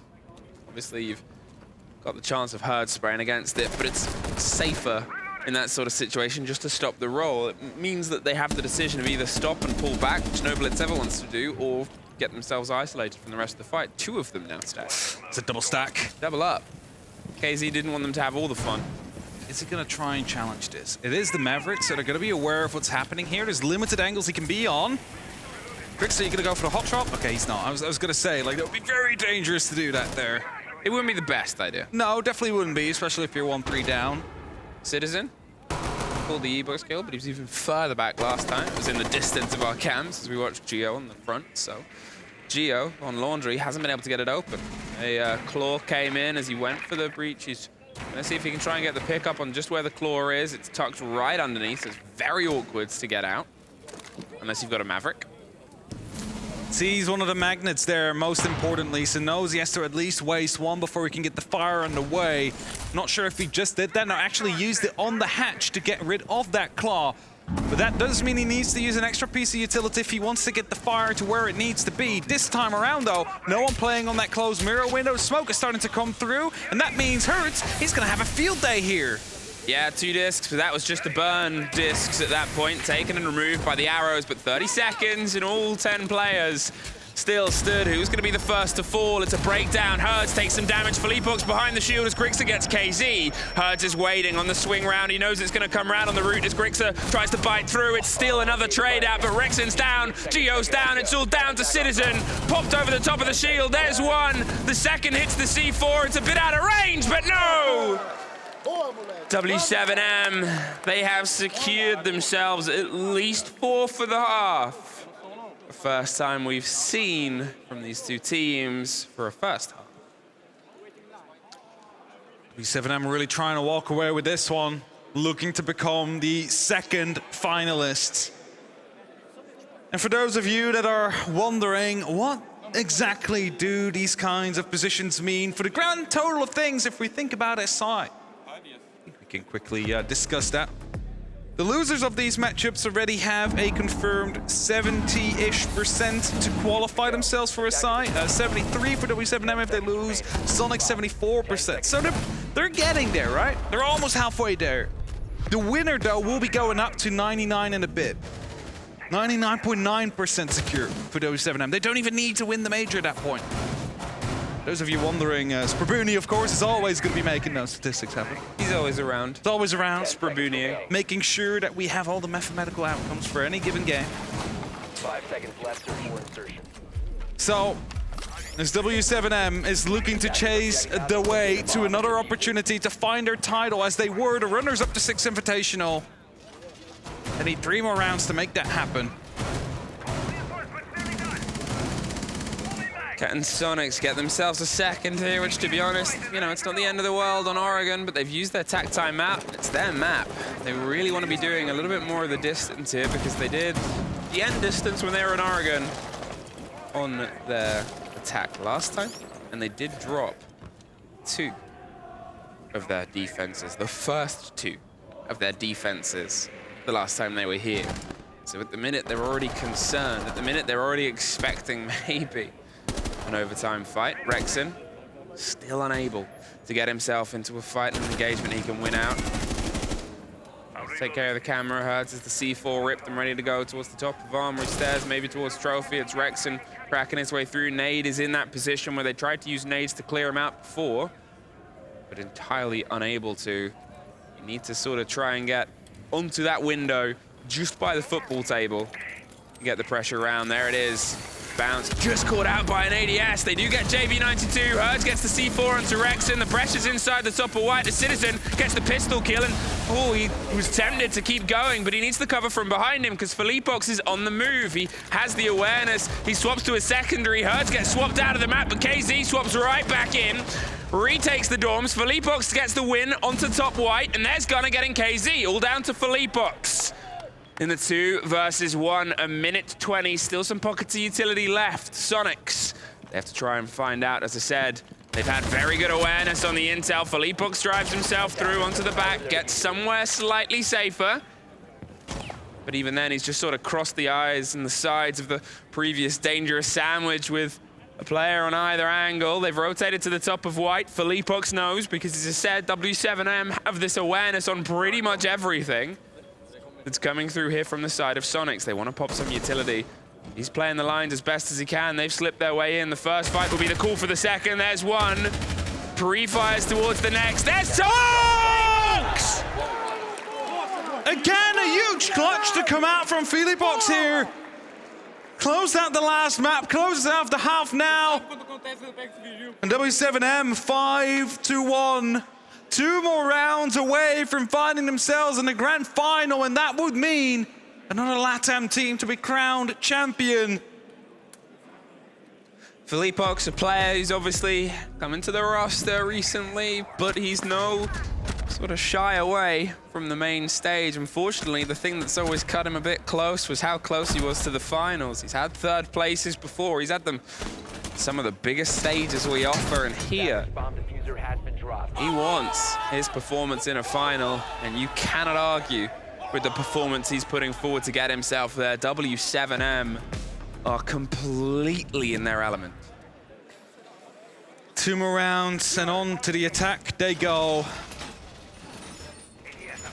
Attacking win rate yesterday took a bit of a hit as it was around 65%. The game has knocked it down to 53%. Still very decent, more than half, and that's all they need. They need less than that, actually. 2 rounds and find themselves in the finals. Again, they've been there once, they came short. And now as the pressure is coming on quickly here, opening up that doorway is just to make sure that the defenders do not feel safe just walking around in blue without having that wall closed or the door closed off first. Soniqs have beyond a monolithic task that looms over them, casting that singular shadow that seems to have W7M finalists etched onto it. Citizen's holding himself just towards the bottom here as like quick pressure inside the building. W7M wastes no time. They know that momentum's in their favor. They know Soniqs don't have a chance to ever slow it down at this point. So do this game that I've said and highlighted too many times at this point. The positions W7M hold are just those 3 steps closer. Oh. And there it is, given and gifted with the reward that they've built for themselves. Geo taken. And they can start the work on the hatches with a kill to their name.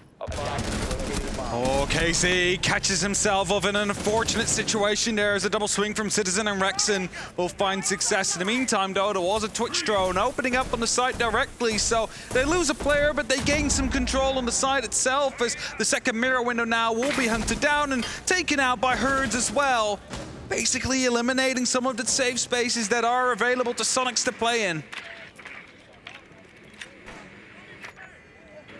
Just getting this more intel, and as I said, they seem to know everything, and at least on attack, we get a good idea of why. So we get to see how quickly and more focused on attention their drones can be. It seems like there's always a corner. They have one tucked in, and Citizen, whether he knows it or not, whether he's removed it or not, there was a watch right behind him before. Nade rolls through, and they roll over Citizen. Not quite able to cement the kill, but look, here comes support, and here comes maybe some Capital bolts that might go over, and oh no. We're back towards the top, and there it is. The Capital bolt did get the kill, but Grix is able to get one back and keeps them fighting, keeps that just into their favor. The 2 versus 3, and the 3 versus 0. They hold on, Soniqs. Extend it by at least a round, or at least close the gap by, let's say, a round. And that gives them a bit of extra breathing space. For a second there, it looked like W7M, they were going to find themselves in a really strong position to lock it off there, but some heroic efforts coming into play just in time as we'll see it here on the replays. I love this opening, by the way. They knew where he was, and it hits so hard, these DMRs. You only need 2 shots to the chest and you take out any operator. Delivery of a C4 to match that, the bolt that came through to get the end of Citizen. Still, a couple of moments there in that round where you're sort of looking at Soniqs and going, they don't know.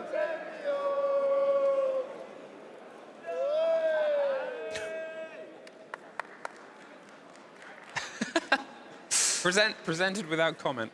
Presented without any comment, yes. All right, 5-2. Getting back underway. Soniqs, they still have a very tall hill to climb. Need to find 3 more rounds to bring it even, 4 to find themselves in a map point situation and all without losing rounds, because otherwise W7M having the opportunity to really put up that pressure. And for those of you that might have forgotten already, the tactical timeout from Soniqs has already been used.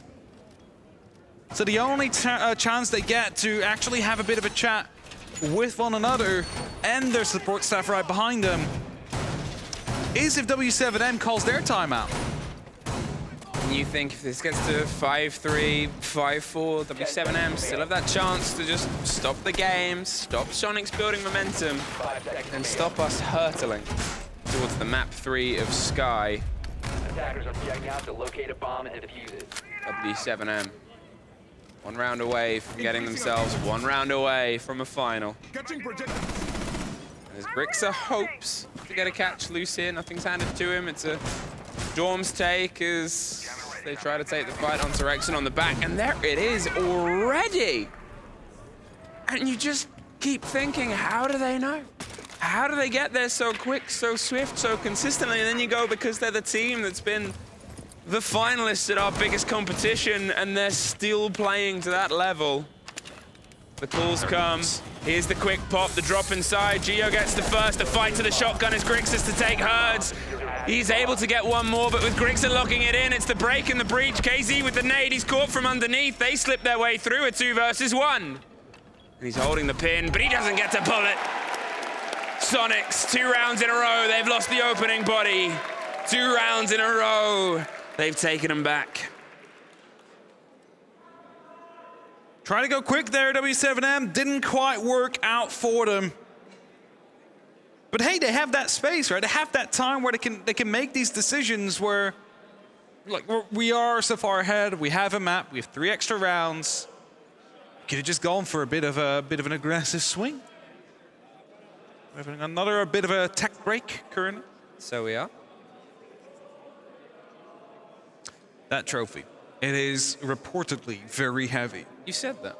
Yes, I've heard other people say that, it was so difficult to... How heavy is it? Do you have I have no clue. I've not put a scale under it to find the out. next time you mention it. Yeah, production, can you please let us know how heavy it is exactly? Hey, look at all these people! Wave, come on! Oh, that's too late. Wave, come on. Wave, come on. We're just having a quick sec. We'll be back in just a moment. Good hold, good energy. Slightly better return to form here from Soniqs, but I think when we get themselves to 5-4, hey everybody, give us a wave.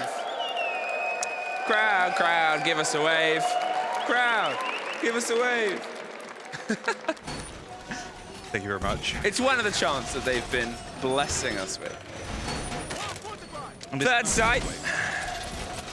Will it be as problematic as some of the ones that we've had before? Obviously, W7M opened the game with 3 in a row before Soniqs were able to find their singular round on the opposite half. Here, they've got 2. If they suddenly get themselves a third, it's a 5-4 split, and they're looking partially better, and almost even once again. Attackers are moving out to locate a bomb. The Ossa inside of Herds and an E1D almost instantly. Rexon kind of wanted the engagement. Gunner still does. All the way from the top of the tower. But as I said, W7M, they're not really ones to fall for those sort of spray hold 'em, spray positions. So all they need to do is grab control of tower, of the attic, and slightly of the basement. If you manage to have all those under control, you can go for a planned ride on the stage, because you can dislocate these players. Geo, currently out there, aggressive. Grixer as well. Now only one of them carries a C4, which of course the dangerous piece of utility you need to deal with. There's KZ drops Grixer. I didn't even see anything. And Gunner drops as well. JV92 gets the next. Citizen is held in place by the E1D, but it needs to try and find a response here, though you assume they'll get a catch later. KZ goes back to the bottom. There's support coming through as well for him. Onto blue, they've been able to snag those 2 kills. Within that opening moment, Rexon sees the Ossa. How much that C4 is going to be able to catch here. They've already peeled and pulled themselves further back. If they get themselves into attic, then this sandbag position is one that's going to fall away from him. Geo, the last man standing with a C4 in hand. Rexon still out, aggressive near the stage. He's hoping to hold on for as long as he can. As KZ's going down below, that grenade will be arced right towards the sandbags. Is it gonna hit? A little bit of damage done towards Rexon, but he stays alive for now. Gonna be aware of that. Some shots being fired from the MPX. They need to take him down, and they do from above. And JV92 is ready for the swing that comes through from either of these 2 players out on attic. Citizen forced to fall back. And a 2v5 between them and a match point. Well, there's an Ossa. There it is being watched. The C4 is close. It won't get anything, though, and it's the swing round. But with the swing being just down to Citizen, he's above, not for long. The third site has fallen into the favor of W7M. They have 3 opportunities to push themselves into that grand final tomorrow. And they have 3 sides available to them to decide where they want to take it next. Laundry, dorms, and of course the dining, which is that quaternary site. Do not see often, and we won't see it now either.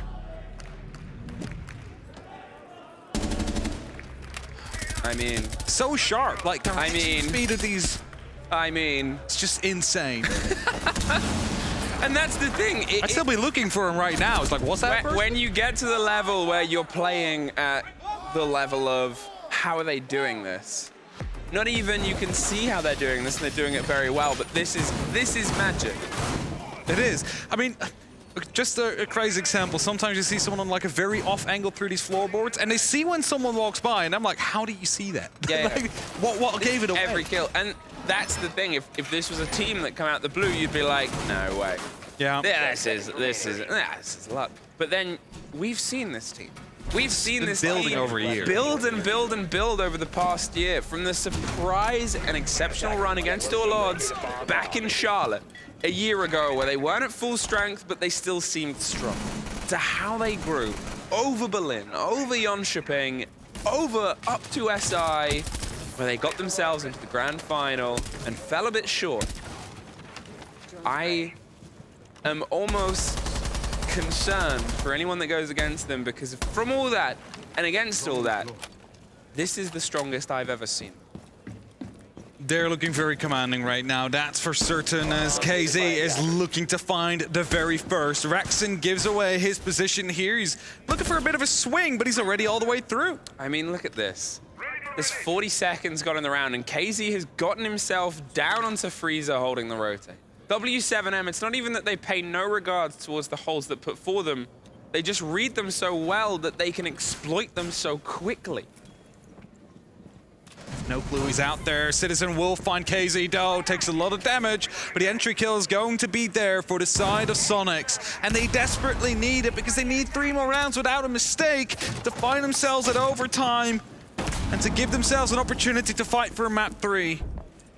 But in the meantime, the top 4 are slowly being picked apart. The breaching charges are set up. The hatches will soon be opened up as well as Nate comes in with the X-Kairos.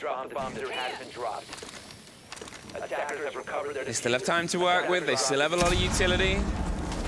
Fusers juggled just a little as they get more of an angle, so the players don't have a chance of a quicker, swifter rotate, and you have a better chance at bouncing some utility round. JV92, player who has frequently popped up when things have been slightly going away from the team, is ready and able. The Capital bolts will buy them some space. Nade suffers some of the damage, but they win the fight against Rexon. And oh no, as Chaos kicks in, Geo goes down, Nade's on the ground. They're looking for the rest of the kill, and there it is, a 2 versus 2. They've been able to rest themselves in towards the site. 50 seconds to maybe stack up some drones here. 50 seconds for the 2 remaining players to survive and buy themselves some time. Felipox and Herds, they're holding off. They're waiting for Herds to make a grand rotate. To the back end, Felipox wants to be gifted a kill, but Citizen and Gritzer, between the pair of them, aren't going to offer it to them. The play on the smokes. The shoulder peaks round. They're inside Freezer now, and that's a fight. Herds wins out. Gritzer, all that's left of Soniqs' hope of staying into this showdown, of staying in the major. There's the first. That's not the second.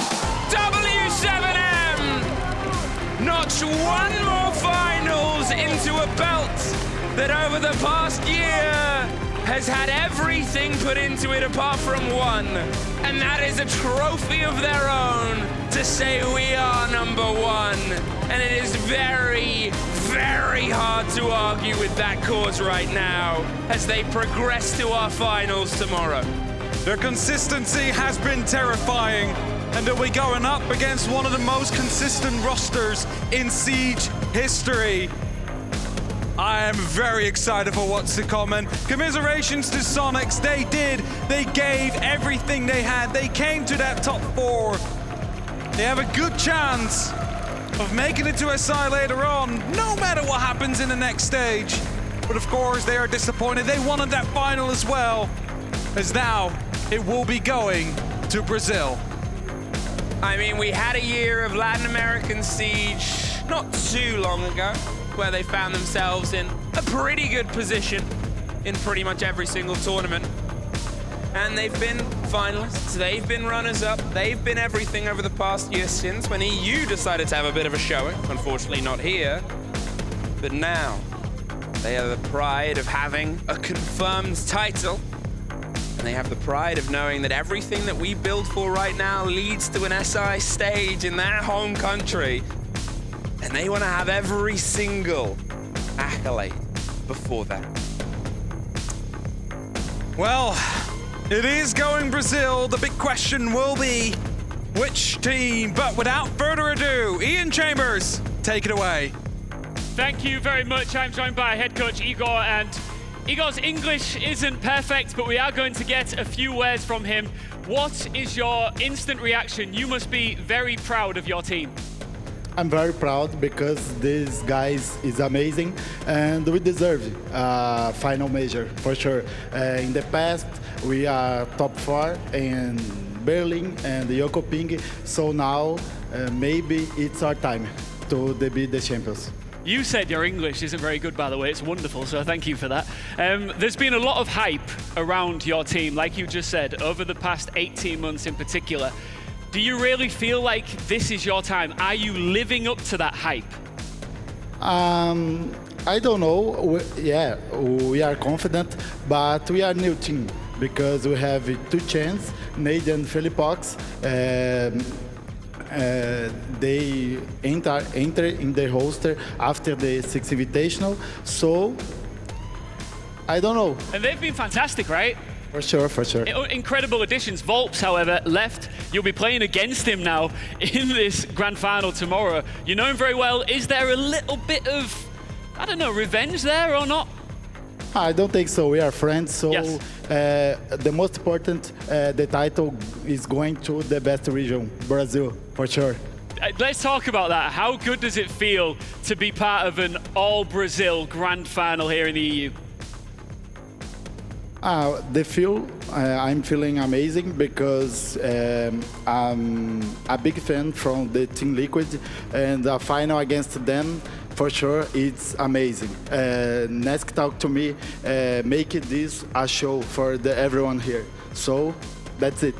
Do you want to give, listen, there's a lot of your fans watching at home right now. In Portuguese, feel free to let loose and say whatever you want to your fans back home. Pessoal que está acompanhando aí de casa, com essa vitória que a gente conseguiu trazer o título para o Brasil, que era o mais importante. Então, independente se foram nós ou o pessoal da Team Liquid, essa taça aqui, ó, ela vai para casa onde ela merece. E, amor, eu fiz uma promessa para tu há uma semana e pouco atrás, e eu tô pretendendo cumprir ela amanhã, tá? Te amo. Last question. Palu did say that he is guaranteeing that he will lift that trophy for Team Liquid. Can you stop him and his team? For sure.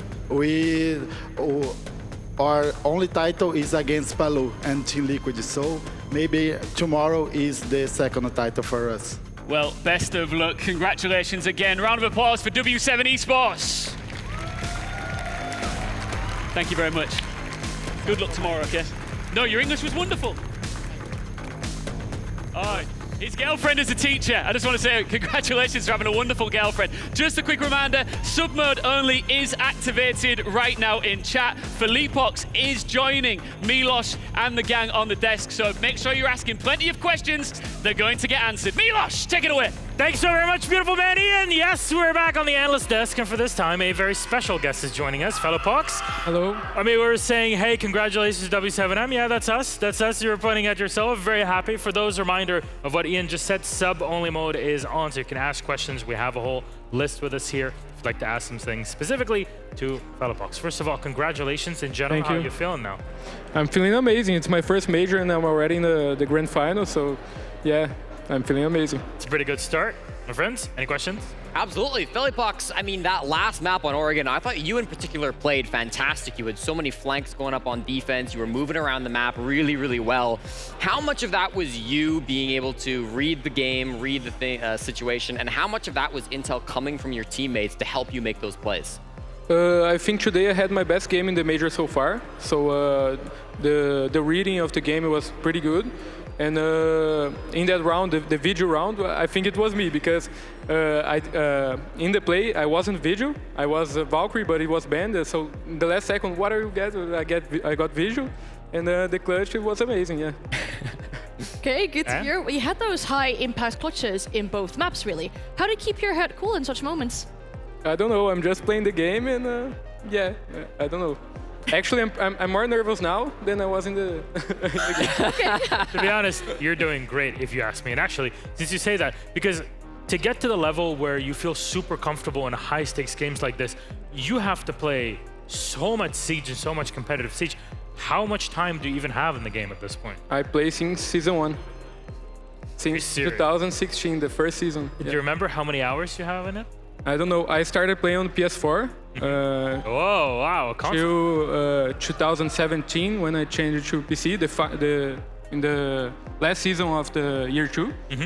And then I'm playing since then. I don't know how many hours, but a lot. I mean, end of year 2, we had a Pro League final in Brazil. That was a lot of fun in Sao Paulo. That was the time where Sexy Cake was still 17, and we're thinking, wow, he's got to be the next prodigy coming up in Brazil. And look at where we are now. I was watching. There you go. I was there watching. See how things change, how quickly things change. But we have some questions coming in from our viewers. First of all, it's very clear, Brazil dominant here in the playoff stage, in the final stage of the major. What do you feel about an all-Brazil grand final? It feels amazing to play against Liquid. They are a pretty good team. We are friends with them. Vopes is used to play in W7M. I think it's going to be a great show. Okay, a question was from Yurei Watt, and thank you very much for asking the question. For all those also that have questions for Fellopox, or really any of us at this point, put them down in the chat. Aside from that, do you have a favorite skin in the game? I have a favorite charm in game. Don't say Wind Bastion if you answered. No. The Lucky Cat. Yeah, I see what you mean. Yeah, I'm using every gun, but we don't have the LAN build, so. That's a shame. More questions. So, Borges is asking, which player on Liquid are you most looking forward to playing against? Anyone. I think that the whole team is good, and I think it's going to be a great game. You're not very specific about like, hey, I want to destroy Palu in the server. I want to finally play Nesk in a grand final in here.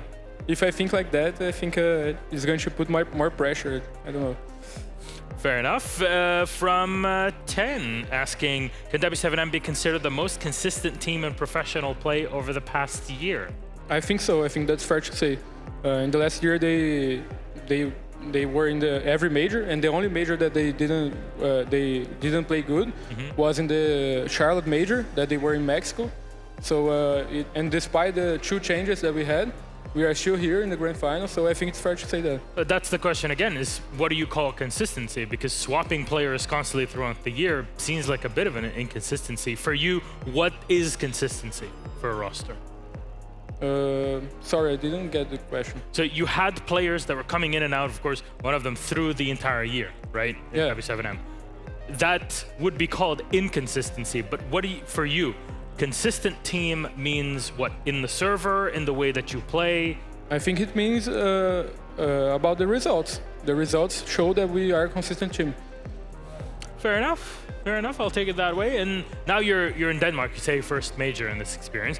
How's it like being here in a foreign country and then still playing against a Brazilian team in the final? Yeah, I was in the 6th Invitational 2021, and the top 3 was Brazilian. So I think again, maybe it's me, I don't know, but again, it's a Brazilian final. And it feels amazing now in front of a crowd, because due to pandemic, it didn't have crowd, so it feels amazing to play against in front of a crowd. We had a great stage, but unfortunately nobody could be there in person to see it in Paris at SI21. All right. I think we've gone through quite a few of the questions. Anything else from yourselves? I'll be waiting on a couple more. So, got anything to fire away? Yeah, I'm really curious, and I understand that you might not be able to say too much about this, but Sky is a map that you guys like to ban a lot. But you let it come through to the point that it was the decider for today. Does that mean teams should be prepared for everything coming out from you guys? Team Liquid should be scared about a skyscraper, and that's the only thing I said. Okay. She asked about map 3. I kind of want to ask about map 1. You guys got to go back to Chalet. You saw Soniqs play it yesterday. What did you learn from that game when you saw Soniqs play it? You had the same bans as NIP did. Did you read anything from that? Did you see anything that made you want to go to that map and made you want to play Soniqs on it? Yeah, we didn't play Chalet in this championship today, so we knew that they wouldn't have intel about us, how we play. And with the intel that we had yesterday, it was the right pick for us. All right, and our final question from the audience. You mentioned you have a favorite charm. What is it? What is it? Like, as in even a team charm in this case? The Lucky Cat charm. But as a team charm, an easy charm. Team charm. It might be my ex team. Fair enough. It hits to the heart at that point, right? Yeah. That's like in general favorite team skin in the game. G2 Azami feels amazing. Good one. I think you're Looks very amazing. right on that. I completely agree. I really like the CAG model for Castle. It's really cool. And the W7M skin on area.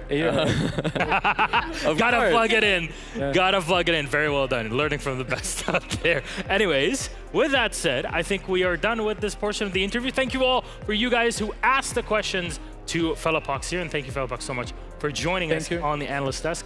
Good luck tomorrow Thank you very against much. Team Luca. Do we see you lifting that trophy? Hopefully so. All right, there you go. That's all you need. Thank you again. Big round of applause for Felipox. Thank you very much, and we'll call it now. Highlights, let's put them up on the screen and have a quick chat about it to round out our day. You'll see it. Jesse, what a game. What a game indeed, Milos. We saw really a dominant performance coming out from W7M playing on Oregon. Tough one for Soniqs. You know, there were a couple of rounds that to start off this half, which really didn't go their way. Their attacks just couldn't find the landing point. I hate to be a downer, but you got to point out Rexon 0-6 through that first half. He had a tough one to start off today, and we know he's such a good player. For him to show up and not be performing in the biggest tournament or in the biggest game of the tournament for SQ, I'm sure he's disappointed. But that happens sometimes. That's Siege. Soniqs still make it incredibly far in this tournament. Top 4, lots to be proud of. They'll be back in future majors, I'm sure. I mean, you mentioned those two players suffering on the side of Soniqs, right? I mean, that's happening if you're getting shut down on the entry every single time. That is one thing that W7M were excellent in today. They got the entry in every single round except for 2 on that final map. So very strong in that. They move like a cohesive unit. For example, that very, very first round, all the way back to the beginning, where Casey played with the Solis all the way around the map, leaving Soniqs guessing as to where he could be and playing with the information that he was giving to himself. So smart. That was very, very cool to see. Even these players staying cool, calm, and collective. Felipe said, I'm more, nervous here on the interview than during those coaching A humble moments. man. Fair enough. Yes, exactly. But that's what you want to see from these players stepping up. And on the side of Soniqs, they didn't really seem like a cohesive unit. If Gio is a top performer, when he's playing more of a supportive role, something's wrong. All right, and there it is. We see the final moments of our matchup at W7M versus Soniqs. We still have to mention something about Soniqs here because getting to the semifinal is a massive achievement. Soniqs have really gone forward in their careers, and I know Fresh was very much talking them up, raising them up, as some would say. Unfortunately, they couldn't progress any further, but that was a big showing for NA. Certainly. I mean, you can look at individual players especially. I think Gunnar had the best tournament of his life. I think Citizen had the best tournament of his life. We really saw a couple players on Soniqs step up, deliver a fantastic show for the NA fans back at home. And this team, they're still pretty young. They're still kind of putting things together. They only just added Citizen to this lineup right before the 6th Invitational this year in 2022, or 2023, excuse me. So there's plenty more of Siege to be played, right? There's plenty more events to come. I don't think that Soniqs need to be worried at this point. They've got so many more opportunities. And in terms of SI points as well, they're pretty good. I mean, top 4 at a major, I don't believe locks you into the 6th Invitational, but it gets you quite close. I think Soniqs are already further ahead than what W7M was this time last year. Certainly. In terms of performance. Yep. So, hey, maybe by the end of the year, and maybe by SI in Brazil, we'll be seeing things a bit different between the two. I'm very much looking forward to it. Though, today's results quite clear.